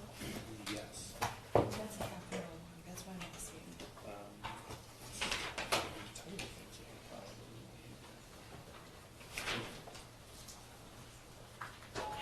It's number, 71? yeah, I just, Yeah, we are gonna, okay, so that's a half an hour, so it's gonna be longer than half yes. an hour. That's all I'm Yep. asking. Yep. Okay, thanks. Yep, that's right. Thank you, thank you. You think we'll finish it today, I hope? I don't think so, Your Honor, because one of the exhibits that still has to be played is a half an hour long. Oh, really? Okay. There's a video. It's okay. Yeah.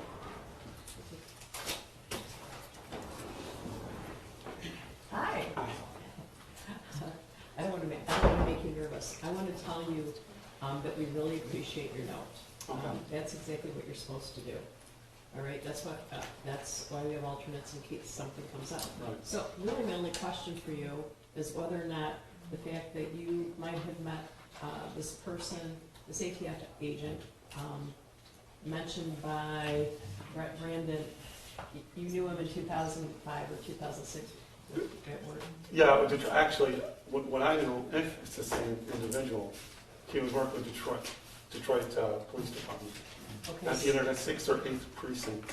Okay, so did you ever have a beer together? No. Okay, and is there anything about the fact that his name was mentioned that would make you have difficulty being fair and impartial in this case? No. Okay, we appreciate your note. I know that this is, yeah, so, I wanted to make sure. okay, I appreciate that. Do you have any questions for him? No, I don't, and we have no objection to him remaining. Okay, No questions, thank you. okay, I appreciate your note. You can be seated if you want. We're gonna bring your friends in, so.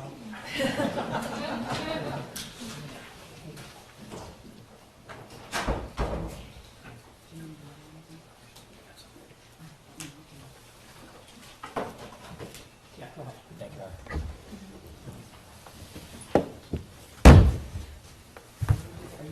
Are you agent? Is it your type of agent? Special Agent. agent. Special agent. Agent. Special.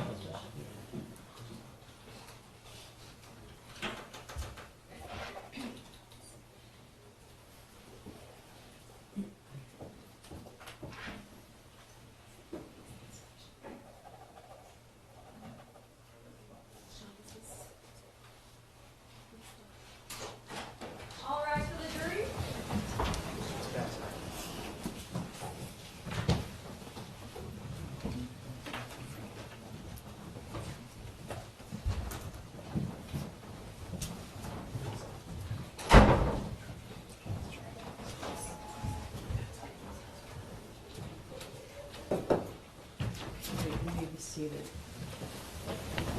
Agent Rachel Arcelo. Yes, Your Honor. All right, go ahead. Thank you. All right.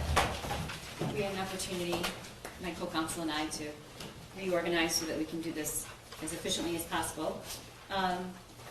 Special Agent, I'd like to direct your attention to Exhibit 66, I'm sorry. This is the Instagram post of the shooter, and you already testified earlier that Instagram account was followed by Jennifer Crumbley. Is there anything about this image that you want to remark on in terms of what you see and what you don't see? Yeah, so in the image is the 6-hour 9mm pistol. There's one magazine inserted into the firearm. There's also an empty magazine next to the firearm on the right-hand side. In the image, there is not the ATF pamphlet or the cable lock that was sold with the firearm. And then and I believe 66 is already admitted, and 67? What is this, Special Agent? This is a picture from Jennifer Crumbley's cell phone taken, I believe, 30 to 40 minutes after, it was in around 6:38, 6:40 p.m. on the 26th. The day the gun was purchased? Correct. And this is a picture of the Sig Sauer is the bottom pistol with a magazine inserted. The top pistol is the Kel-Tec 22 caliber pistol, and then there are the two Sig Sauer magazines, the ATF pamphlet, and a cable lock with a key inserted and a second key attached. And this was previously admitted, this cable lock, it's People's 39. Can you testify about whether or not this is similar or the same? Can you tell that? I would say that it is similar. The exact same words and instructions are on the pamphlet and on the, call that I don't know if it's a sticker that's attached to the bottom by the lock there. This right here? Correct, but I've had an opportunity to review the words on both, and they do match up. Okay.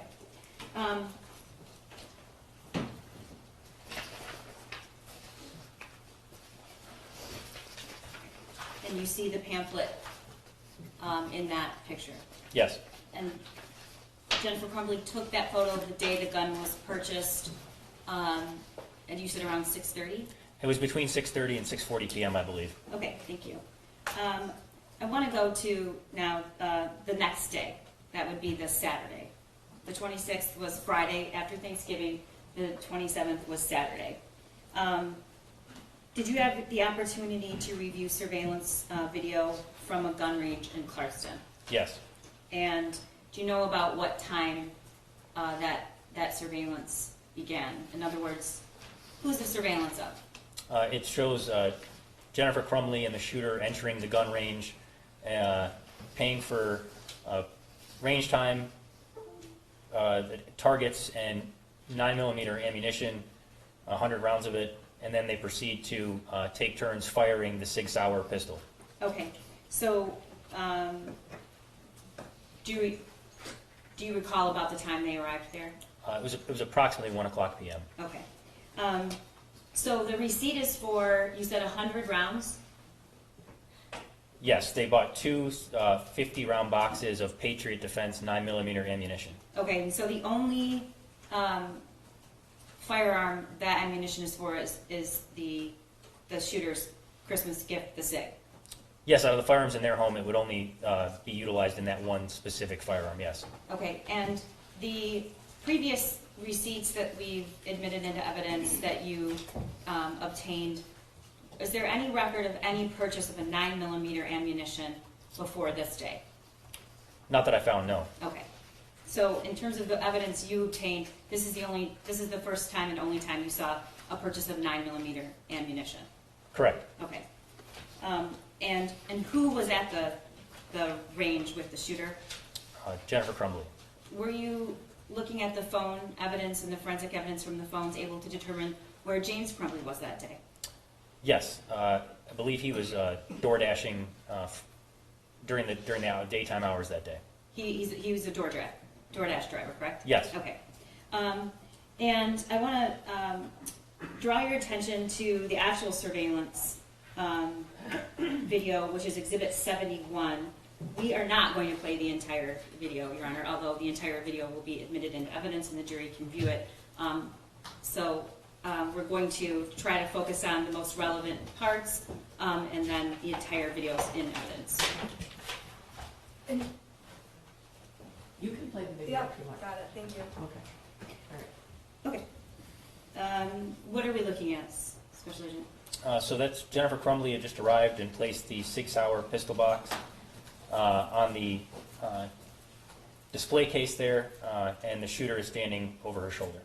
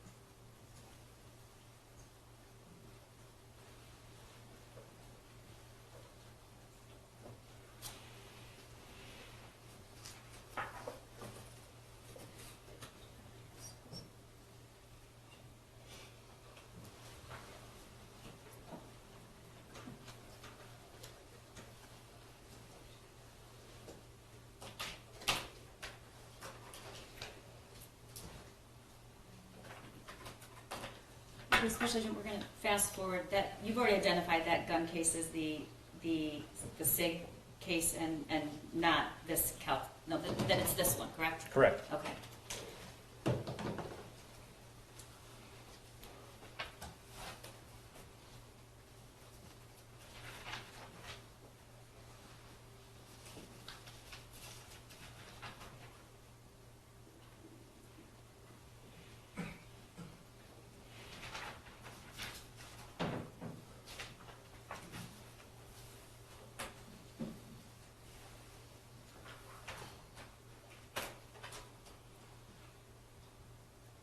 So at this point, if you know, where is the gun?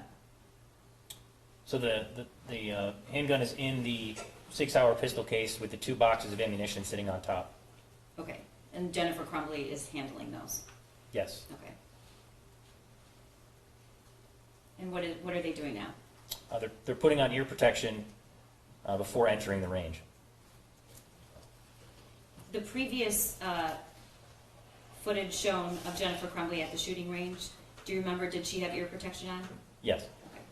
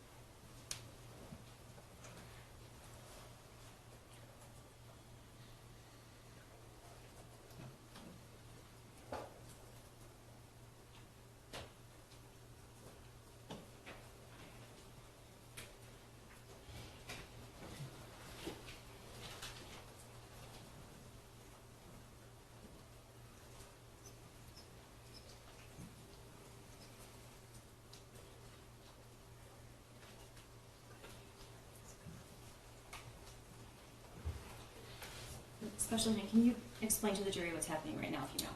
Yeah, right now, the shooter is loading ammunition into the magazines.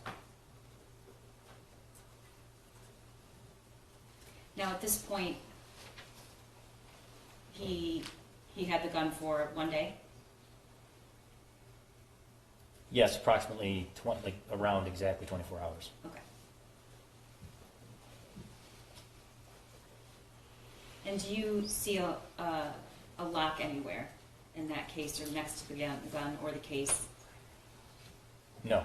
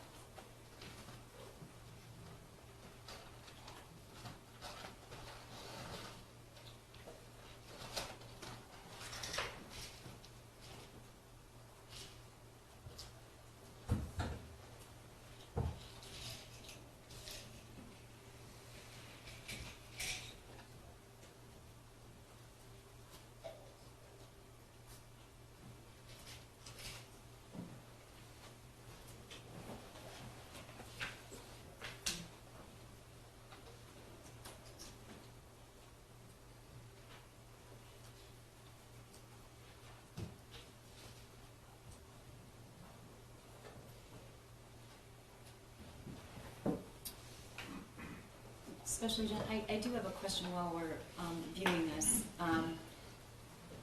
Are all of the visits and purchases stored on surveillance in ranges and licensed firearm dealers? So in this particular gun range, there is surveillance camera equipment. I don't believe it went back past September 25th, which is why there wasn't surveillance video for the previous visits. Okay. So what's happening right now? So that is the 6-hour pistol, I'm going to call that the stand, as well as a loaded magazine, and now the shooter is placing a target on the cardboard before sending it back down range.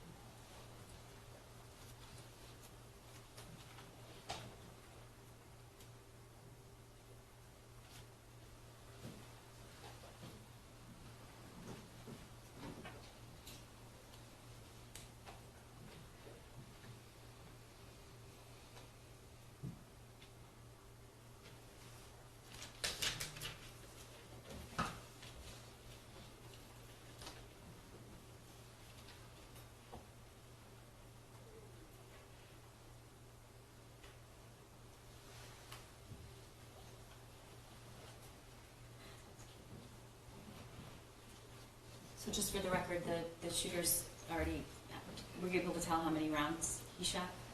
It depends on how full the magazine was, but if he had a full magazine, it would have been 15 rounds once he loaded it in the firearm that he discharged. Okay. And can you tell the jury what's happening now? Yeah, so now he brings a new target over for Jennifer Crumbley, and then he affixes it to the cardboard and then sends it downrange.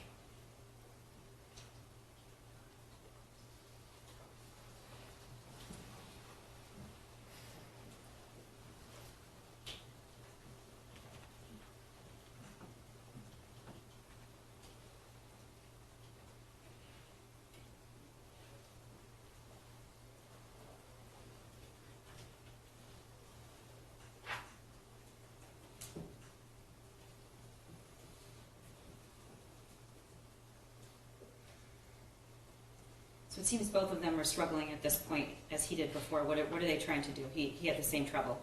So initially he had trouble inserting the magazine. This is different. He's trying to explain to her how to send the slide forward by pressing sending the slide release and sending it forward, the chamber around from the magazine. And that's that action right there.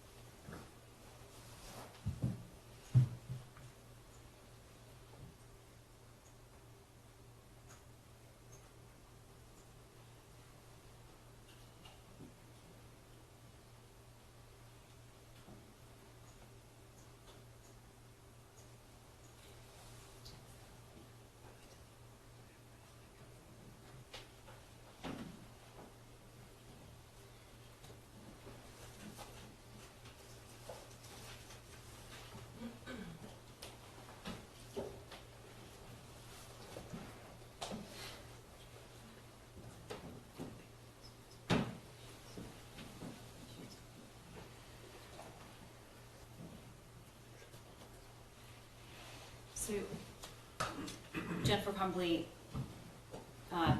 took her turn at firing the SIG. Were you able to tell whether it was just, it seemed like just a few rounds? Yeah, just a few rounds. It was a partially loaded magazine that was inserted into the firearm. Okay. And then, I know you have viewed this several times. At this point, the shooter does another, I don't know how many rounds. Just ask that the witness answer the questions and just be asked, not reading. I'm just really just trying to make things easy and more understandable. And we were gonna fast forward. Well, okay, so you're gonna fast forward. What happens next? What happens next? So I think they exchanged turns one more time, shooting at the target, and then I believe it's only one more time each, and then they depart from the range. Okay. All right, you're fast forwarding to when they're both completed. You think that what did they both shoot more rounds, or just the shooter, if you know? I'm not certain if Jennifer shot more rounds or not. I know the shooter takes another turn this time around. I don't know exactly how many more times Jennifer shoots. Do you know how many rounds total were left when they were finished shooting?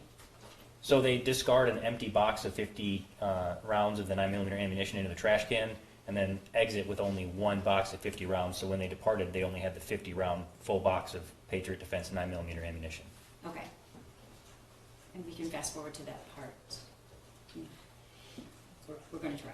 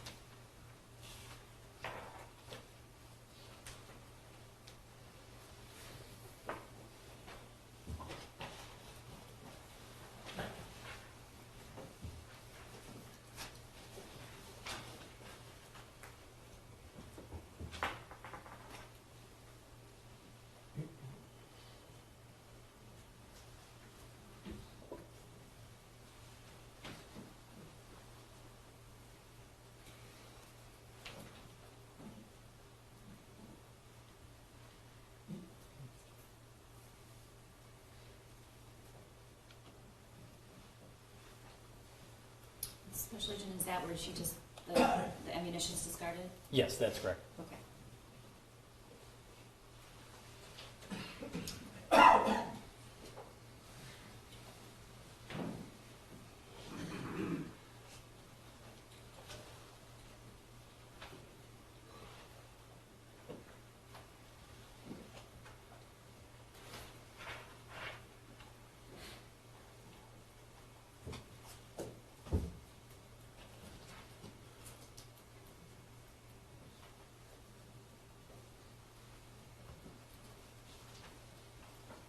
And this is the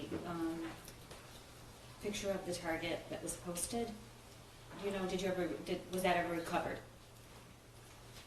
Yes, there was targets in the shooter's bedroom.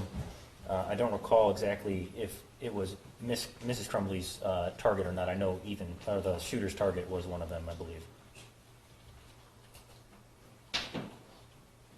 And can you tell the jury what he's doing now? Right now, he's trying to put the 6-hour pistol and 3 pistol magazines into the case and close it. Are the magazines full or empty, or can you tell? They're empty.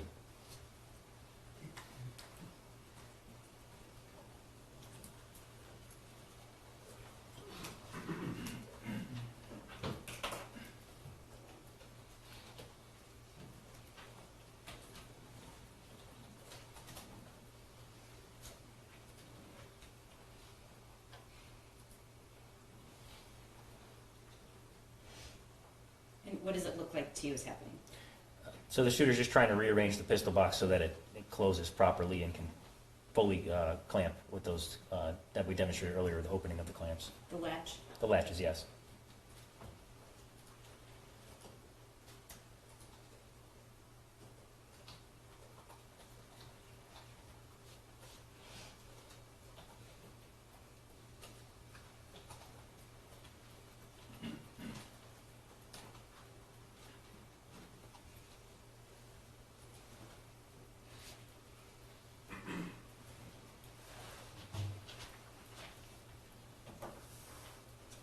So Jennifer Crumbley's carrying the case with the SIG inside of it.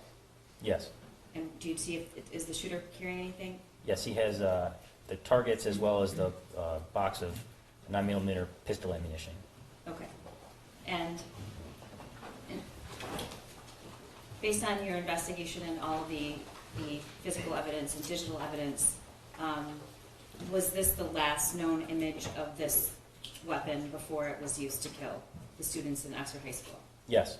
Okay. Okay. I'd like to draw your attention to Exhibit 72.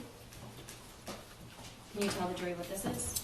This is an Instagram post by Jennifer Crumbley on the date that they went to the range later that evening. It says, "Took my new SIG out to the range I today." just want to stop you. This is actually... I'm sorry. Okay. Whose Instagram post is this? I'm sorry, this is the shooter's Instagram. Okay. It was posted later that evening, said, "Took my new SIG out to the range today. Definitely need to get used to the new sights, LOL." And could you tell when that was posted? Yes, in 1902 on the date they went to the range, being the 27th, the day after Thanksgiving. Okay, and what time is that for? 7:02 p.m. Okay. It's UTC -5, so is it 7 or is it... I'm sorry, that is in UTC. So at the time of this, it would be around 2 o'clock, 2:02 p.m. 2:02. Can you tell the jury what UTC minus... Yeah, so What am I talking about when I say that? it's just the universal time. So that is like the time in the Eastern time zone is either -4 or -5, depending on the time of year, daylight savings time. Okay. So that is 72. And then I'm going to... Do you know, by the way, where Jennifer Crumbley was when this was posted? If you know. I believe she was still home at this point.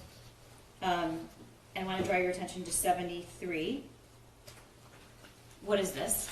This is the Instagram post by Jennifer Crumbley of the target with "Mom and Sunday testing out his new Christmas present. My first time shooting a 9mm. I hit the bullseye. And this was posted about a minute later than the shooter's Instagram post. So his post was 2:02 and hers was 2:03? Yes.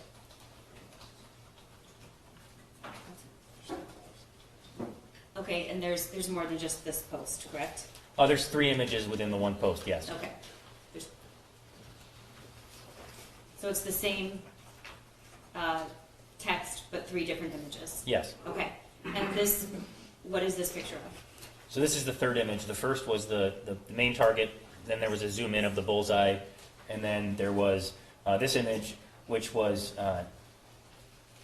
of the firearm in the case with 2 pistol magazines and the ATF Youth Handgun Safety Act notice beneath it. Do you know where James Crumbley was during this time? Was he still doing DoorDash deliveries? Yes. Okay. Do you know at some point whether or not Jennifer Crumbley left the house that day when they returned from the range? Yes, she did. Okay. And do you know about what time? It was around, I believe it was around 2:30, or it could have, I know there was a Facebook message around 2:30 sent that she was shopping, so I don't know exactly what time she left, but I know she left after that after that Instagram post. Okay. And do you know when she returned? It was around 5:30 p.m. Okay.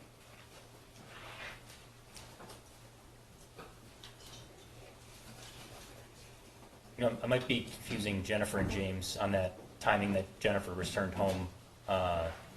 Okay. For that. It's okay. Yeah. We have another witness that will testify about it. Just one moment, Your Honor.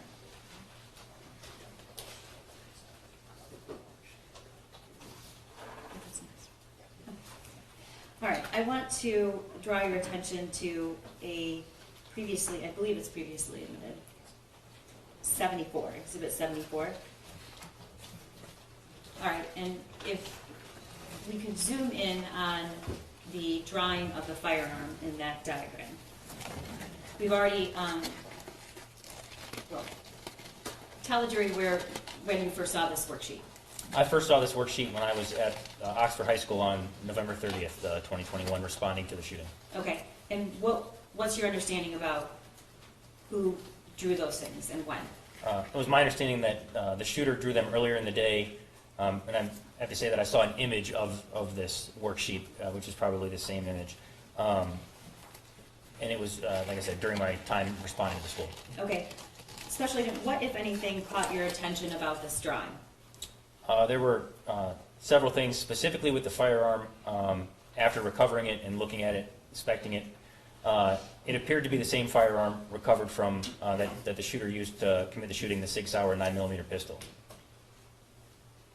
Okay, can you explain to the jury why you believe that? Yes. So when you look at the image, the back of the. Do you mind if I pick up the actual weapon? Go ahead. Okay. But you're gonna have to stand so the Yep. jury can see you. So when you look at the back of the slide, there's serrations at the back of the slide here. Actually, turn it this way. So there's serrations at the back of the slide in the same location that they are in the picture. The shape of the trigger guard of the picture appeared to be the same shape, as well as the magazine. The SIG magazine is unique in that it has this lip at the front. And when inserted in the firearm, it creates this secondary kind of, it's not flush with the firearm, right? There's Your this Honor, lip. I'm sorry, Oh, yep, can you turn to her so we can see? Move my each chair other? back, yep, there we go. Sorry, I can't see what you're. Yep, no problem. So there's a lip in the front of the firearm here when the magazine's inserted. And when I looked at the picture, it appeared to be that was what was drawn at the bottom, where you see that lip.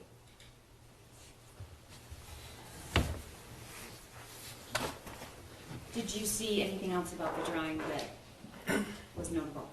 Yes, the ammunition appeared to be, after working this case and reviewing the image, and knowing the caliber of firearms in the Crumbley home, it appeared that ammunition was not .22 ammunition, for the simple fact that the cylinder at the bottom on a .22 long rifle round of ammunition is not flush. It creates almost like a cylinder at the bottom, if you could picture it, and it wouldn't be flush with with the round. So instead of it just being a circle like this, where you'd have a circle like that, it would be that there are parts and edge sticking out around it, so to speak. There would be an edge drawn further around the bottom of that round of ammunition, and it's much thinner. Okay, and I'm going to approach and show you the previously admitted picture of the other firearm that the Crumbleys owned that's most similar to, what's not here that's on the SIG that makes you think that the drawing was of the SIG? How are these two different? So additionally, on the SIG, And tell me how I should hold this so it doesn't look let like me I'm pointing at you. take that from you. Yeah. Okay, thank you. So when you look at this at the SIG here, there's an ejection port on this side, on the right side of the firearm, similar to the one drawn in the picture. The only other magazine-fed pistol in their residence at the time did not have an ejection port on either side of the firearm because it's concealed by the slide.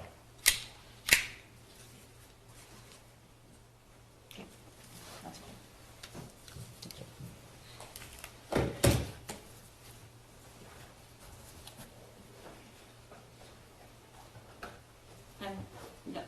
Nothing further at the moment, Your Honor. Thank you.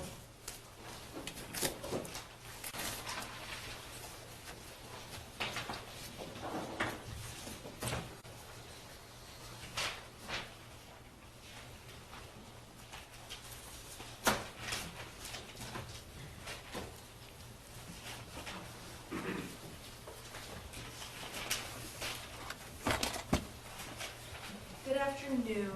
Afternoon. As you know, I think you've been in court, sitting back here, correct? Correct. Okay, I'm Shannon, I represent Ms. Crumbley. If I ask you any questions confusing, please let me know, please. Understood. Thank you. Special Agent Brandon, would that be the correct way? Yes. Okay, to address you, thank you. You were testifying that you are familiar with the state and federal laws regarding guns, correct? No, that's not correct. I had stated that I was familiar with the federal laws to purchase a firearm, and in some of those investigations in purchasing firearms, some of the state laws come into play. Okay. In terms of, and if you don't know the answer, please let me know. If you do know the answer, let us know, and please answer the question. Back on November 30th of 2021, it was not illegal, and it still is not illegal, for a minor to touch a gun, correct? It is not against federal law for a minor to touch a firearm in certain instances, no.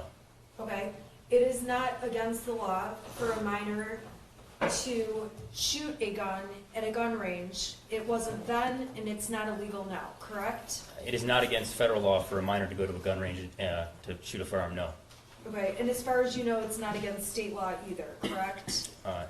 Yeah, as far as I know, especially from this investigation, I know that it's not against state law, yes. Okay. On November 30th of 2021, there also is no law, federal law, that requires certain storage requirements for guns, correct? Inside of your residence? Yes. There is not a federal law that forces anyone to store their firearms in a certain way, no. And as far as you know, on November 30th of 2021, there also is not a state law that states how a firearm must be stored, correct? It's my understanding, based on this investigation, that at the time there was not a law governing how to store a firearm in a home, no. Okay. Now, you testified and talked to this jury about how there are various ways guns can be stored safely, correct? Yes. And one of the possible ways is in a gun safe, correct? Yes. And the Kel-Tec and Derringer gun, they were in a gun safe in the Crumbley home. That's correct. Another way that a gun another way of making a gun safe is with a cable lock, correct? Yes. And a cable lock is it almost looks like a bike lock that loops through the gun to make it impossible to shoot when it's locked, correct? Yes. And in order to disable or take the cable lock off, you have to have a key, correct? I would say that's one of the ways to take it off, yes. Okay, so that would be the way that most people would take it off, is by using a key that works with that lock, correct? Yes. Okay. And I want to go to exhibit,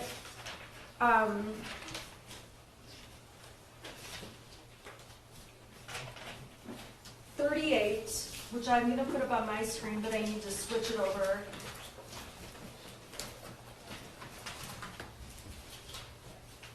And I apologize. Mr. Godwin, can you help me, please? Oh, yes. I just am not sure how to shift it over. Okay, so I'm going to exhibit 38. It's this thing.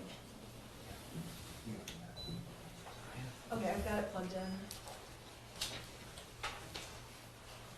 Oh, I did better than I thought I would. Okay, so this is exhibit 38. This has been admitted. This was admitted through the people when you testified before. This is the trigger lock statement. You recall testifying about this, correct? Yes. And when a sale of a gun is made, this form is filled out and given to the person or filled out by the person buying the gun, correct? Correct. And it's signed, in this form specifically, is signed by James Crumbley and Cammie Back being the person who sold the gun, correct? Yes. And this form is to help ensure that there is safety in this process of guns being sold, correct? I'm not sure what the congressional intent is on this, and that's not something I can testify about. Okay, thank you. You would agree with me that the sale must include a trigger lock or a gun case or storage container that can be secured, correct? No, it says a trigger lock or other device design, which in this instance would be the cable lock or a gun case or storage container. Okay, so, I'm sorry, so it could be a trigger lock, it could be a cable lock, it could be a gun case, it could be a storage container, there's options. Yes.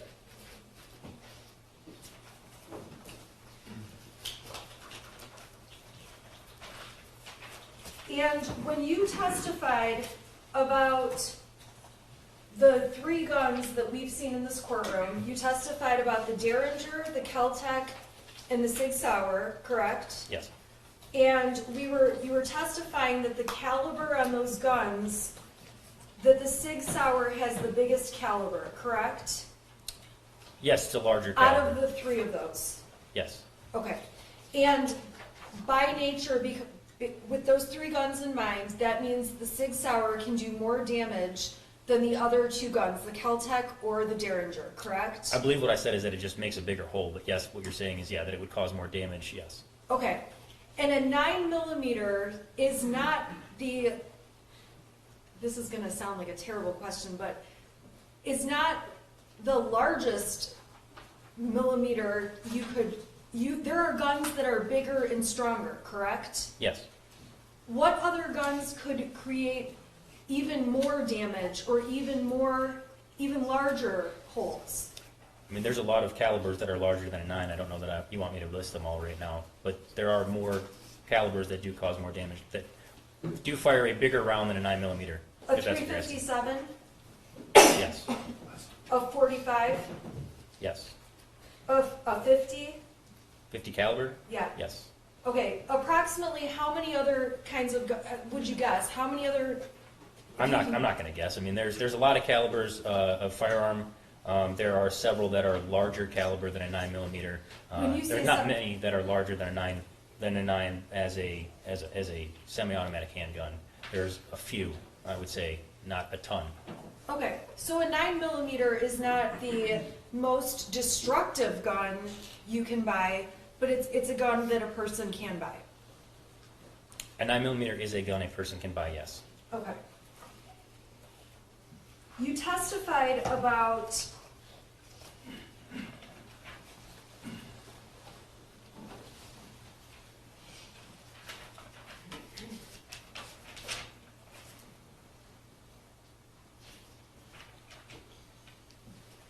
I'm going to go to exhibit 37. You You testified about this ATF pamphlet, Youth Handgun Safety Act notice, correct? Yes. You would agree with me that everyone knows guns are dangerous, correct? I would hope so, yes. It does not take getting a pamphlet to know that a gun is a weapon. That's common knowledge, correct? Yes. Whether that pamphlet is in the box, on the counter, on the floor, in the car, it's common knowledge that a gun is a serious, dangerous weapon, correct? Yes, but that's not the purpose of this pamphlet. Well, the purpose of this pamphlet is to make sure youths with handgun is especially dangerous, correct? Yes. And that also is fairly common sense, correct? I don't know how to answer that question, being that it's like the number one cause of death for children, that firearms are the number one cause of death for kids. So I don't know how to answer that question. Well, my point is, we know guns are dangerous. We know they're dangerous when youths handle guns. It doesn't change whether it's a youth or an adult, correct? I think that if they wanted to have a pamphlet that said the Person Safety Act notice, they would have. It says youth for a reason. I think that there's a special category for that. But any person would know that a youth handling a gun, it would be dangerous. I would hope so. Okay.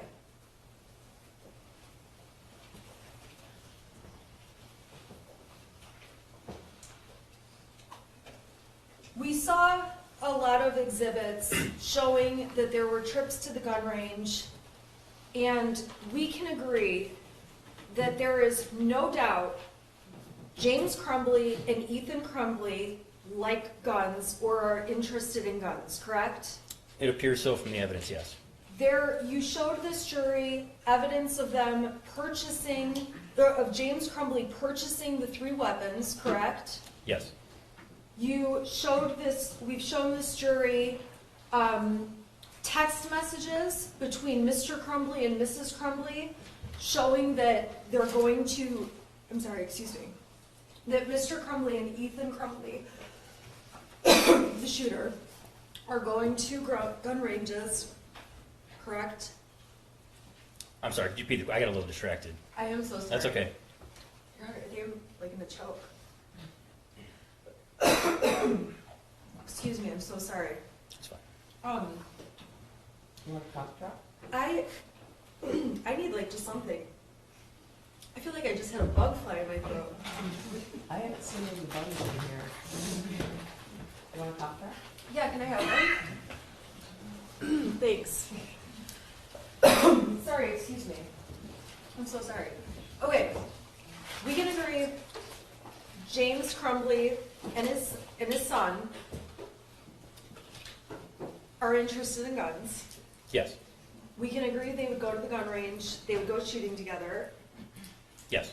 Okay, you have some evidence of some various trips they took to the gun range, but it's possible there's many, many more trips that Mr. Crumbley and his son took to the gun range, correct? That's possible, yes. What you're testifying to this jury is not limited to the only experiences we can say the shooter has ever had at a gun range. That's fair, yes. And there's one occasion back in the summer of 2021 when Jennifer Crumbley is with her husband and son at the gun range, and we see her shooting in the video, correct? Yes. And aside from that, the only other time we see Jennifer Crumbley at the gun range is on the day after the Sig Sauer was purchased, when she's with this half-an-hour-long video we watched with the shooter, correct? Yes. And as we watched that video, on that occasion, we can agree James Crumbley is not there with them, correct? Yes. And when Jennifer Crumbley walks in, she's carrying the case that has the gun in it, correct? Yes. She goes up to the counter, purchases ammunition, and she carries it over to the area where they shoot. Is that fair to say? Yes, she purchased the ammunition. I'm not clear on who picked out how much ammunition. There was a time that that the shooter made a 2 with his finger, and I can't be certain if he was talking about the ammunition boxes or the targets. Okay, so they end up in the area where you shoot, and it appears to me, although I've never been to a range, you put the gun in the spot where the person stands to actually shoot it, correct? Yes. And then it appears to me, but please tell me if I'm wrong, that you load the magazines with the ammunition on the counter behind, when the gun is sitting away from you, correct? Yes, that's generally been my experience at private ranges, yes. And in these videos that we saw, it's apparent that the shooter has knowledge of how to load those magazines with the ammunition, correct? Yes. He is the one loading those magazines with the ammunition, not Mrs. Crumbley. No, there was a point at one time when Mrs. Crumbley was putting rounds and her arm was moving. Obviously the angle's sideways so you can't see, but there was a time when she was loading. I don't think she loaded all the magazines, but I think she did load a few rounds. Okay, and when we see the video of the shooter shooting the weapon, he obviously knows how to shoot the weapon and is shooting the weapon at the target, correct? Yes. And when Mrs. Crumbley comes up and takes her turn, Mom's having her turn with the weapon, there's some very obvious conversation going on between herself and the shooter, back and forth between the two of them, correct? Yes. And it appears from the video, I believe that you said the shooter is explaining something to her. Yes, I think he was explaining how to send the slide forward to chamber around. She was having trouble, she got the magazine in, but then couldn't get the slide to go forward. Okay, and that was in the first, she took 2 turns essentially at the range, correct? Yes. And in the first turn she took, that's when she's having trouble with the slide? Is Yes. that- okay. And when we see Mrs. Crumbley take her second turn, we see her turn back and have to call the shooter over to explain something else to her in trying to figure out how to hold the gun, correct? Yeah, it seemed like he was trying to explain how to properly grip the firearm, yes. Okay. And we can agree that in the videos from this shooting range at Accurate with Mrs. Crumbley and other ranges, it's clear the shooter has been given experience shooting at ranges and knows how to operate these weapons, correct? Yes. You also showed this jury evidence that on one other occasion, Mr. Crumbley and the shooter rented a 9mm gun. Yes. And on that day, obviously, the shooter shot the 9mm gun, correct? I don't recall from the video that we have of that if he shot it or not. I believe, I would assume he did, but I can't say for certain. It would be weird if you rented a gun and didn't shoot it. I agree. Okay. And you don't know if there's other trips that Mr. Crumbley took with the shooter where they may have rented 9mm guns on other occasions, correct? If it was to this specific range, I would know about it based on the receipts, but if not, then no. If it was a different range, then it's possible, yes. The range that you checked with was the one in Clarkston, correct? Yes. There are a number of gun ranges, though, in the area, and it's fair to say you did not check with all of those ranges. Not all of them. The ones in close proximity to the house, yes. But at the time, it was winter, so a lot of the outdoor ranges, it had snowed the weekend before. A lot of the outdoor ranges either were snowed, there was too much snow, but yes, as far as the indoor ranges in the area, that's the closest. Okay. In addition to these guns and going to this indoor range, you were at the Crumbley home during the time the search warrant was executed, correct? Yes. And if you do not know the answer to this, you can let us know. During the search warrant that was executed, you observed that the shooter had a number of BB guns, correct? Yes. And BB guns are not on the same level of danger as these 3 weapons, these 3 guns you've testified about, correct? I mean, they can be dangerous, but are they a firearm? No. Okay. So, and you also, I'm sure, observed that in the backyard at the Crumbley's home, they had targets set up where BB guns could be shot in the backyard, correct? Yes. So, it's a very fair assumption to say that the shooter was interested in BB guns, target practice, these guns, going to the shooting range. Yes.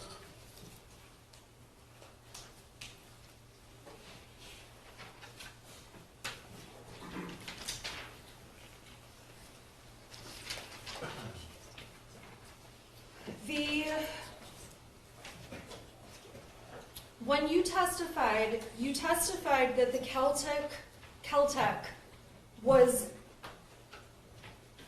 in a gun safe at the time law enforcement did the search warrant, correct? Yes. And the Derringer. Yes. And there was a cable lock that was not on the Caltech gun, correct?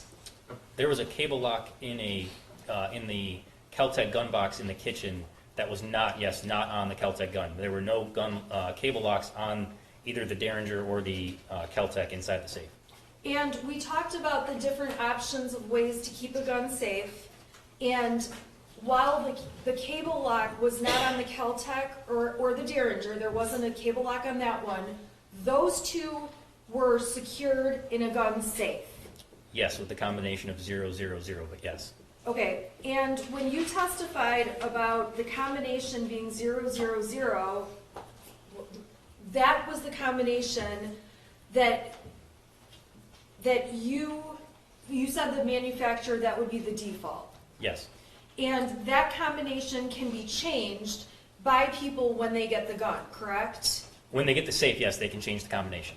And you have no knowledge of what the combination was at the time that James and Jennifer Crumbley had that safe in the home.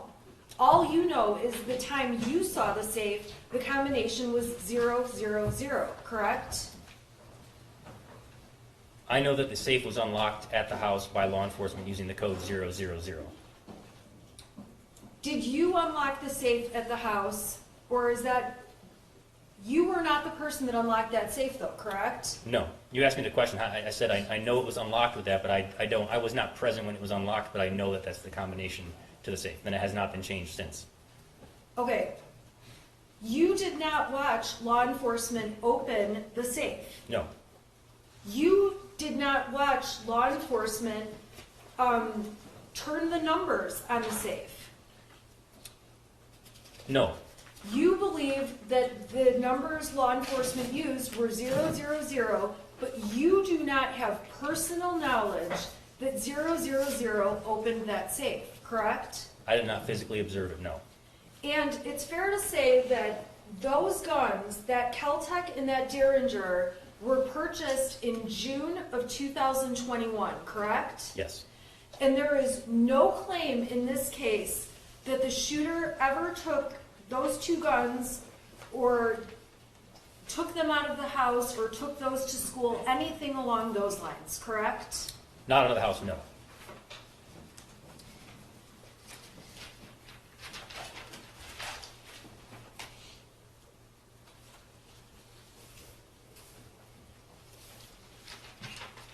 In terms of, Your Honor, are we gonna go till 5 or what's the Well, court? I have special permission, Okay, but so, I would like to, can we finish this witness? Can we finish this witness today? Your Honor, there were so many exhibits, I don't think we can. And, Okay, we can go till 5, right? You guys okay going till 5? okay.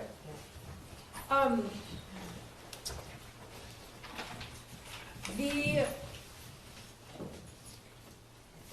You testified, okay, so let's go to some of the exhibits if we can. Okay. I'm gonna go to exhibit 52.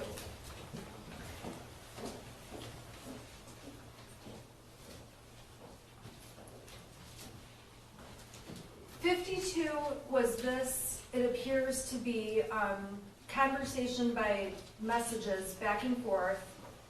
And it shows the shooter holding the Caltech, correct? This one shows him loading the Caltech, that video that you have it on now, yes. I'm sorry, it shows him loading the Caltech. And this video was from back in August of 2021, correct? Yes. And you testified that obviously this video shows the shooter holding the Kel-Tec, and let's see here, the video was admitted also, let me just get to the video.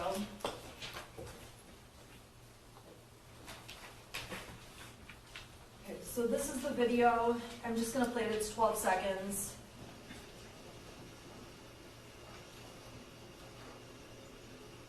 This is exhibit. This is exhibit 51. Okay, so this video shows the shooter loading the Kel-Tec. This one was an empty slide. You just sent the slide forward on this video, yes. Okay, I'm I'm so just- bad with yeah. these guns. Yeah, please correct me. So this one is him doing what, sending the slide forward? Yes, there was no ammunition in the firearm, I don't believe there was even a magazine inserted. He just sent the slide forward in this video. It was like a black leather, looks like a couch or something like that below it. Okay, and in this video, you have no idea if there are other people around him. No, The video is focused on the gun in the shooter's hand, correct? yes, And this video was sent by text message over to a friend of the shooter's. Is that correct? yes.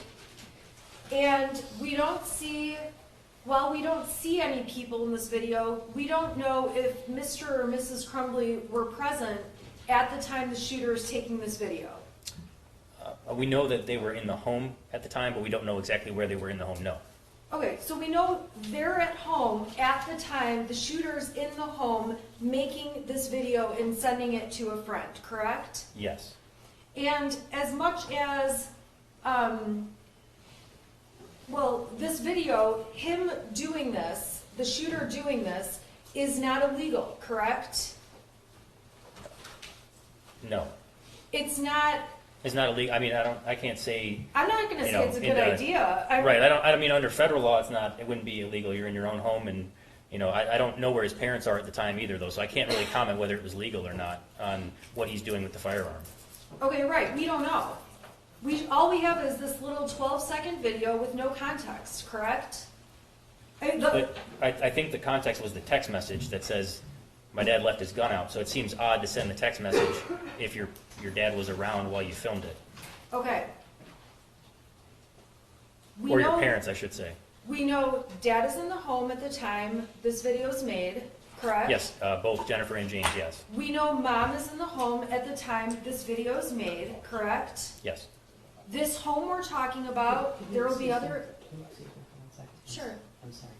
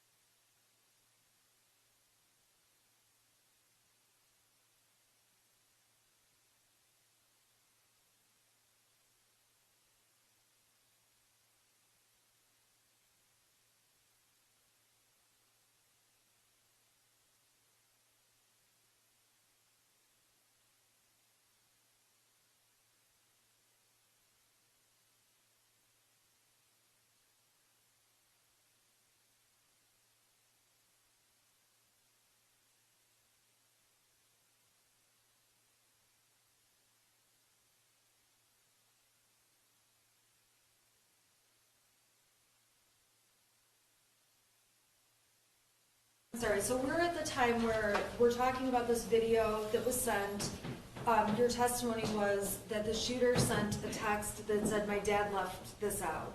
Or, I'm sorry, yeah, my dad left it out, correct? Yes, It does not say my mom left it out. it does not. It specifically says my dad. Yes. And at the end of the day, you don't know the shooter. I don't know the shooter personally? Right. No, You don't know the shooter's friend. no. You don't know other things the shooter and his friend had been talking about that day, correct? I've reviewed messages between the shooter and his friend for several days, but I don't understand what you're asking there. I'm asking, you don't know whether, when that statement was sent to his friend, you don't know that that's true, that his dad left the gun out, correct? All you can do is read the text. I know he sent the text, yes. He sent the text, but you don't know that that's true, correct? I can say I know he sent the text. I don't know.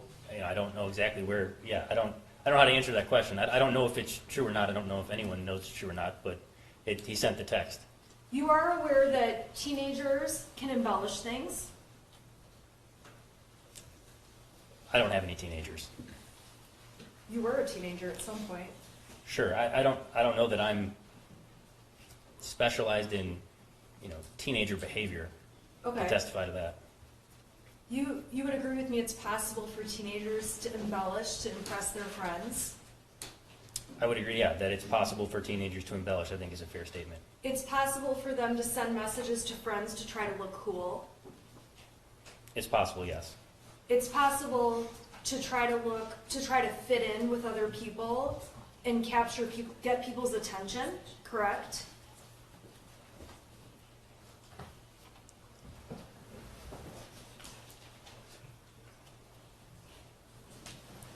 I think we're getting into an area that I'm not authorized to testify about as a federal agent right now, honestly. And Yeah, Your Honor, Special Agent Brandon has very defined parameters about what he can testify to. He has Assistant United States Attorney in the courtroom because he can only testify to certain things. So I would just ask that. I guess I'm not sure what that means, but.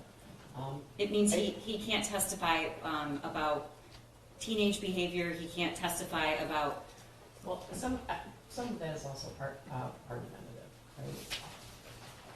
I guess I take judicial notice that teenagers embellish things, just from my own, right? Yeah, it's from, they talked about that during jury selection, so he doesn't know. I don't think he was a teenager not long ago himself, I think. So police officers are looking younger and younger teenagers.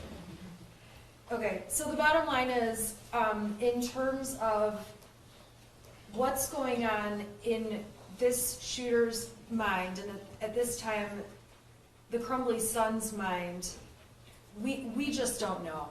We're not mind readers, correct? yes.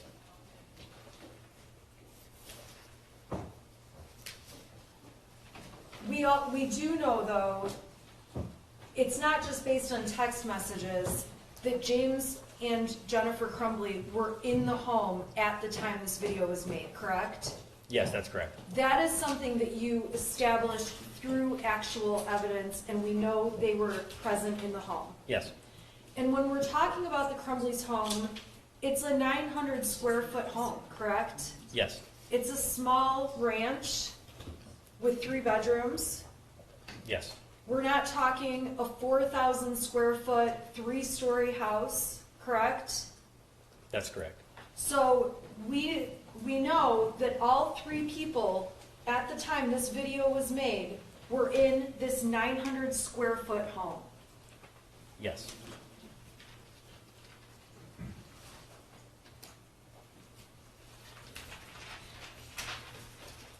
Same thing with the video that was you testified about a video where you can see the dining room table and you recognize the wood grain as being from their dining room, correct? Yes.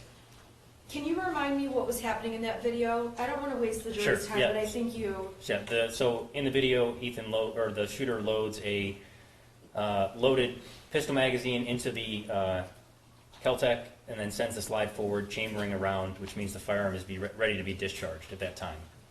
And when that video was taken, that's also a short little video clip, correct? Yes. And that video clip also, we do not know who else is present when that video clip was taken. Not in the immediate vicinity around him, no. We know that both Jennifer and James were in the residence, though. Yes. Okay, so James and Jennifer are in the residence when Ethan Crumbley is making this video, Yes. okay? And we know he made that video, and obviously had it on his phone. Correct. And we know he sent that video to a friend. Yes.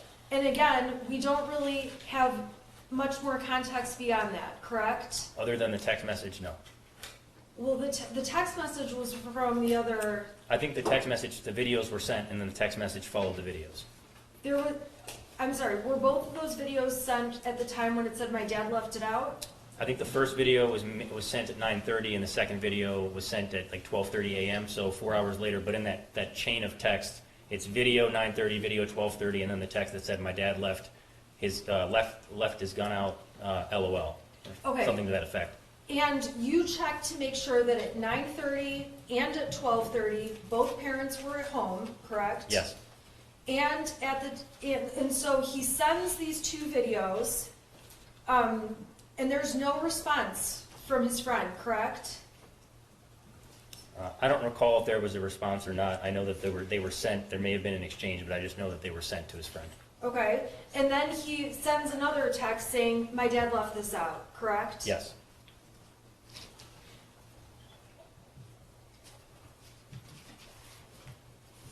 Now, we can agree in the text message, or I'm sorry, in the Instagram post, there's reference that this gun was a gift to the shooter, correct?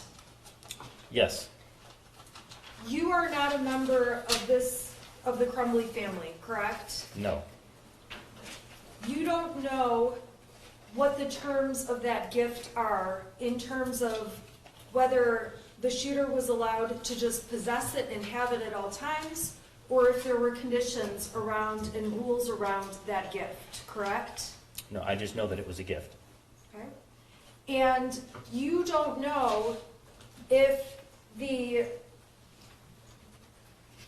you do not know where that gun was kept, the Sig Sauer was kept, prior to the day you're in the house with law enforcement and the open gun case was on the bed, correct? I'm sorry, it's late in the day, so my Sure. questions are getting terrible. Let me back up. When you saw the weapon, the actual weapon, the Sig Sauer, you saw it at the school, correct? Yes. And when you went to the parents' home, the gun case was out on the bed, correct? I believe when I got there, it had been moved to the kitchen at that point. I'm sorry, it was Yes. in the kitchen Sure, at but that yeah, point? yes. Okay. And prior to you getting there, you don't know where the gun case had been, where it was moved to, who had moved it, and things like that, correct? I know based on reviewing the search warrant photographs from the scene that are done prior to searching a residence, that it was on the bed and with the empty box of pistol ammunition next to it when those photographs were taken. That's what I know. You don't know prior to that day or the night before where that gun was stored in the Crumbley's home, correct? I don't know myself. I don't have knowledge of that. I know that there's been. I don't know how to answer that question, honestly. Okay, well, you don't know the answer to that. As someone that's been involved in this investigation, as one of the officers in charge, I have reviewed multiple different statements and texts about where it was stored. So I don't know how to quite answer that question because there were various texts and statements about where it was stored from the defendant's messages and statements and things like that. So I don't know how to answer that question. But do I know for certain where it was stored? The answer to that is no. Okay.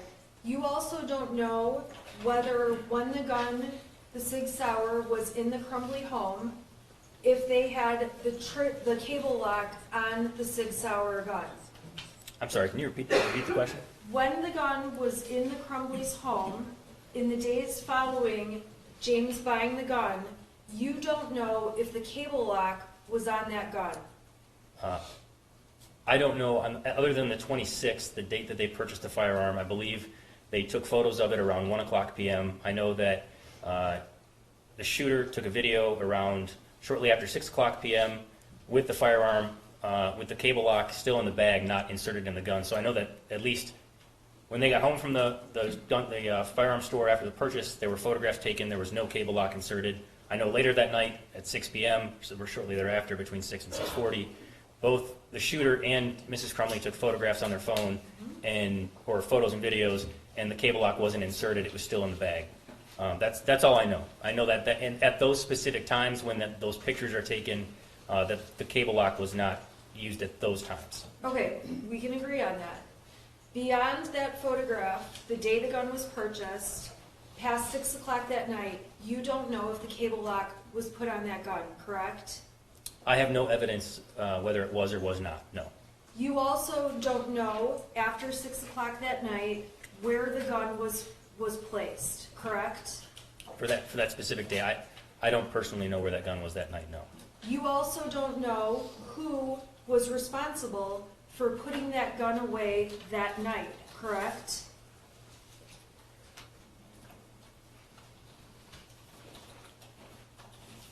I don't know how to answer that question. I guess it's, if Mrs. Crumbley is taking a picture of the firearm and she's the only one home, it would be her responsibility to put the firearm away. And if it's Mr. Crumbley, so I don't know how to answer your question.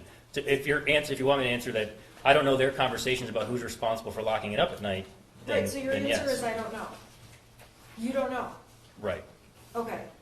And so on the 26th, that night, after 6 p.m., after the photo's taken, we can agree, you don't know if the cable lock got put on, you don't know where the gun was stored, and you don't know who was responsible for storing it, correct? I don't know how to answer your question because I feel like that Because you if- don't know. I don't- I think believe it's- it's asked and answered. I don't know if whose responsibility. It could be both parents' responsibility. I don't know how to answer that question. You weren't there. Correct, I wasn't there. I don't know who's. Okay. But Your Honor, I just want to make record, he does have knowledge of all the other evidence, so I think Sure. the struggle here is he He knows what was happening at 6 p.m., but. no, he's reviewed different statements about, Oh, I so see. that's where the struggle is here. He doesn't personally know if those statements are true, but I think that's why, I don't want to put words in his mouth, but He has other information. I'm asking him about his personal knowledge, though. I'm not asking him about things Okay. other people said, things, okay? Mhm. All right, so then we go to the 27th.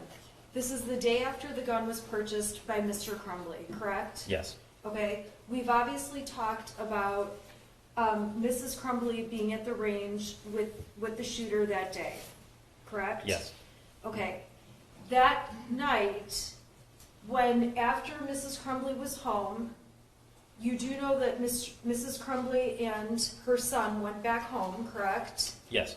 Okay, you don't have personal knowledge of who took the gun from the car they drove into the home, correct? That's correct. You don't know if the gun was even brought into the home when Mrs. Crumbley and the shooter arrived back home after the gun range. That's correct.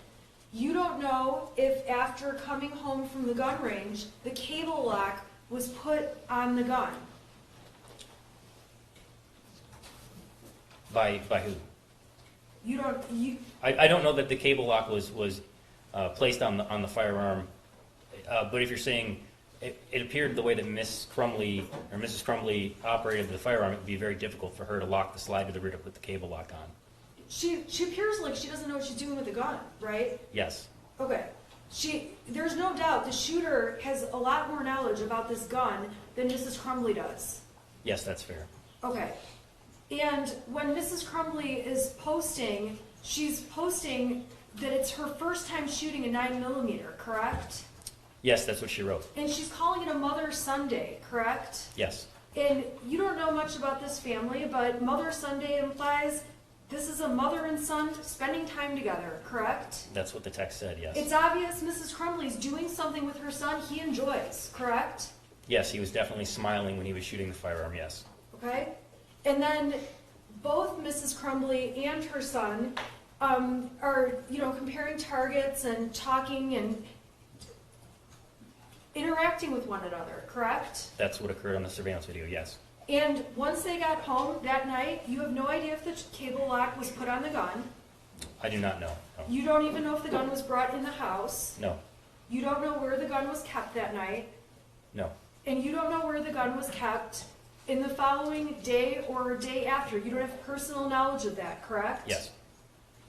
And at the end of the day,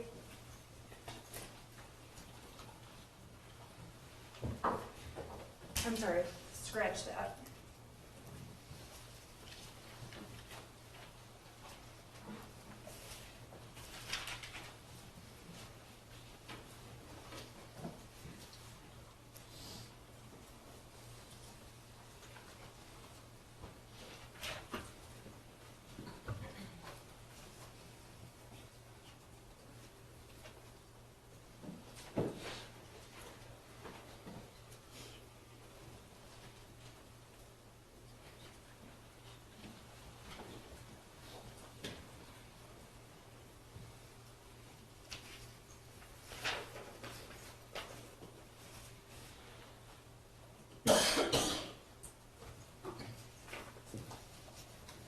In terms of the shooter, you have no awareness of whether the shooter has ever had any kind of safety course. I found no evidence that he had a safety course, no. You don't, so there is no evidence that you can say, there's no evidence, but that doesn't mean that didn't happen, correct?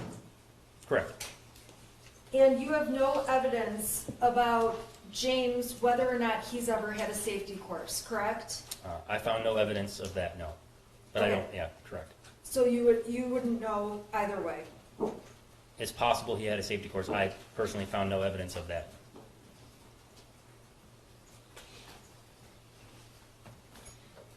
And when you're talking about this drawing, and I'd like to just put the math paper back up. And I apologize, I believe it was exhibit, It's 75? No. It was 74. thank you. Okay, so your testimony was, by looking at this math paper, you believe the gun in exhibit 75 looks like the Sig Sauer weapon, correct? Yes, And this math paper was drawn after the shooter had already picked out and had his dad purchase the Sig Sauer, and the family already owned that gun, correct? yes. And that bullet, you believe, looks like a bullet that would be unique to the Sig Sauer gun. No, that's not what I said. I just said out of the firearms they own in their home, out of the two calibers, it resembles more of a 9mm than a 22.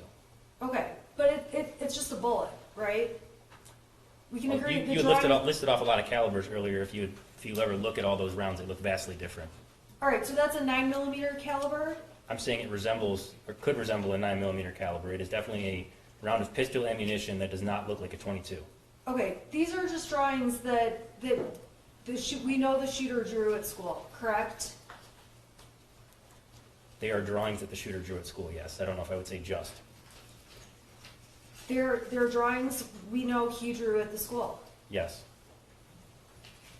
And you have never discussed these drawings with the shooter, correct? no, You were not present when the shooter met with the school counselor about this drawing, correct?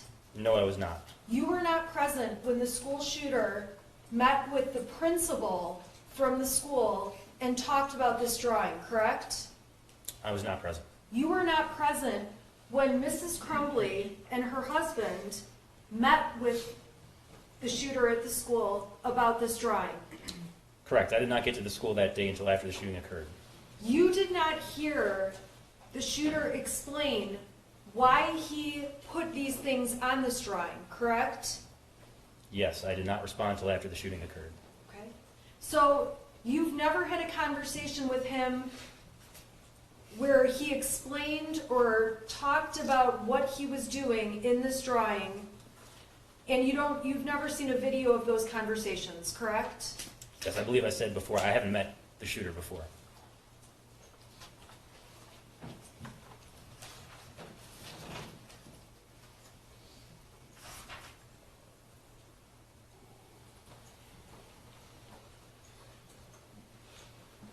Yeah, I have just a moment, Your Honor. Sure.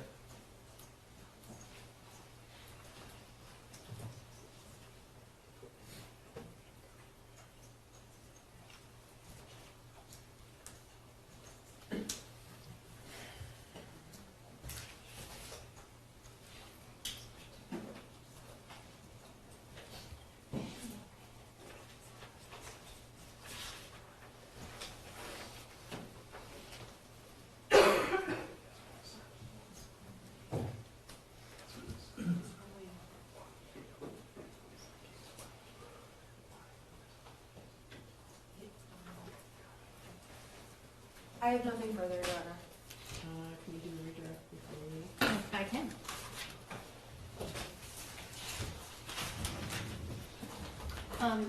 Special Agent Brandon, you were asked some questions about the 9mm and that it isn't the most powerful gun, that there are other guns that could do more damage. Do you remember that? Yes. Okay. Would you acknowledge, though, that it's much more difficult to control and fire it quickly and accurately than a .22? Yes, if we're going by the calibers, yeah, 50 caliber will be a lot more difficult to carry around than a 9mm. Yes. Okay. And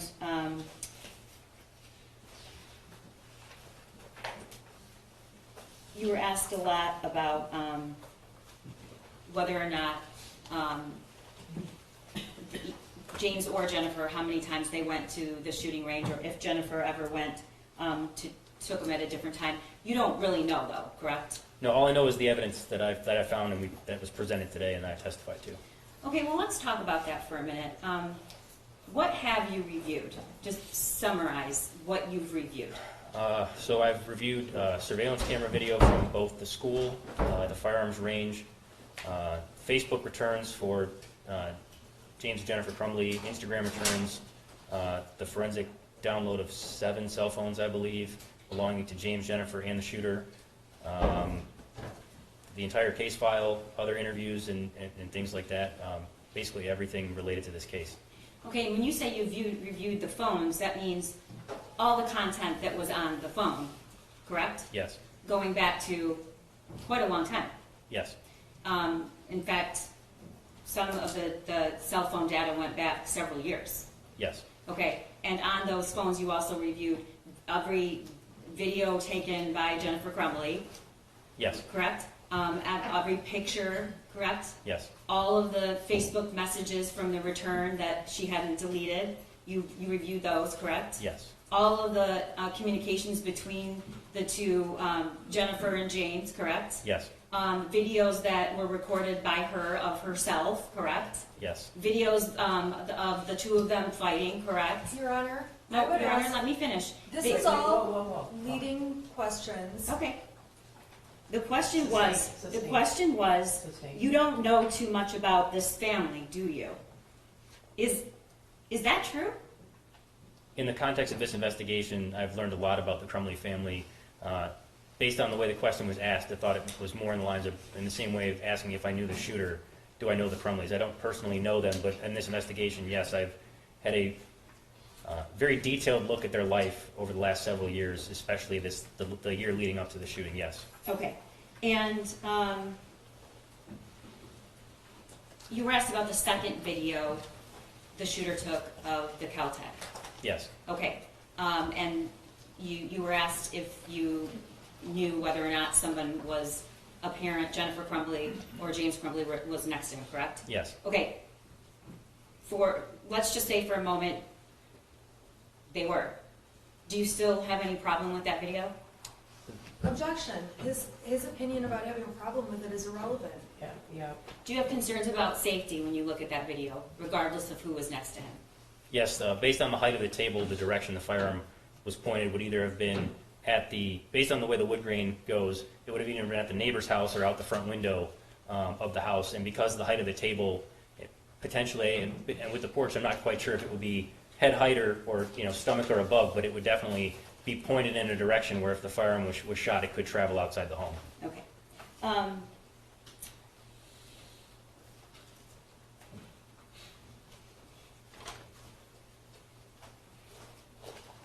You were asked about whose responsibility it was, or did you know, to lock up the weapon, correct? Yes. Okay. Whose responsibility is it when a firearm, a 9mm, is in your home? Whose responsibility is when you know there's a minor there? Based on my understanding of the pamphlet that was handed out, I can say that it would not be on the juvenile. You were asked about that meeting in the counselor's office, correct? Yes. Okay. And the worksheet that you viewed, Yes. correct? Okay. And you were asked if you don't know what the counselor said about it, correct? And your answer was no, you don't. Correct. I said I wasn't personally there for what he said about it. Okay, but you know that the worksheet was shown to Jennifer Crumbley, correct? Yes. And you know that the worksheet had the words "help me," correct? Yes. Okay, and the worksheet had the words "blood everywhere," correct? Yes, it did. Okay, and you know that that worksheet Your was Honor, both texted. Objection to leading. This is all leading. Do you know whether or not Jennifer Crumbley saw that worksheet? Yes. All right, and how do you know that? It was on her cell phone, and she sent it to several people after she received it. Okay, and do you know that if the worksheet that she was shown had the words "help me," "blood everywhere"? It did. Okay, thank you. You can sit down and rest, please. All right. Okay. So I know it's been a long day, but I'm intent on using the time as well as possible. I think we made some good headway today. I'm going to ask you to return at 8:30 in the morning. Do you guys have any questions about the schedule? Did you pull out your lunch? Was the lunch good? I made it myself. I'm going to have you return at 8:30 in the morning. Any questions about the schedule?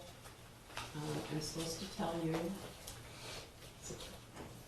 during the trial, do not read, listen to, or watch any news reports about the case. Under the law, the evidence you consider to decide the case must meet certain standards. For example, witnesses must swear to tell the truth, and lawyers must be able to cross-examine them. News reports do not have to meet these standards. They could give you incorrect or misleading information. So to be fair to both sides, you must follow this instruction. Do not go on social media. Don't post. Don't do research. Don't watch the news. And please do not discuss the case with anyone. If anyone attempts to discuss the case with you, please let me know. All right? All right, we appreciate you. Any questions about the schedule? I think we're moving along, okay? All rise for the jury.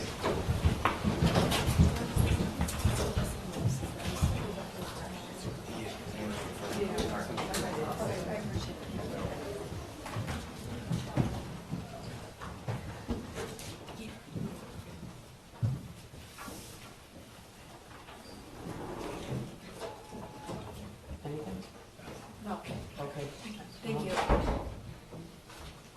Okay, so are they holding the doors? Are they holding the doors? They should be holding the doors. Okay. All right, go ahead. 8:30, do you know who may return?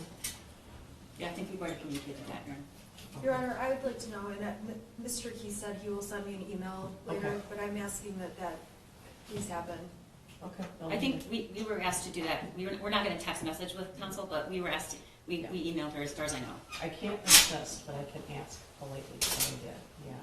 So I'd like you to know that if possible, so. Thank you. All right, I'll see you in a moment. Thank you, Judge. Thanks, George.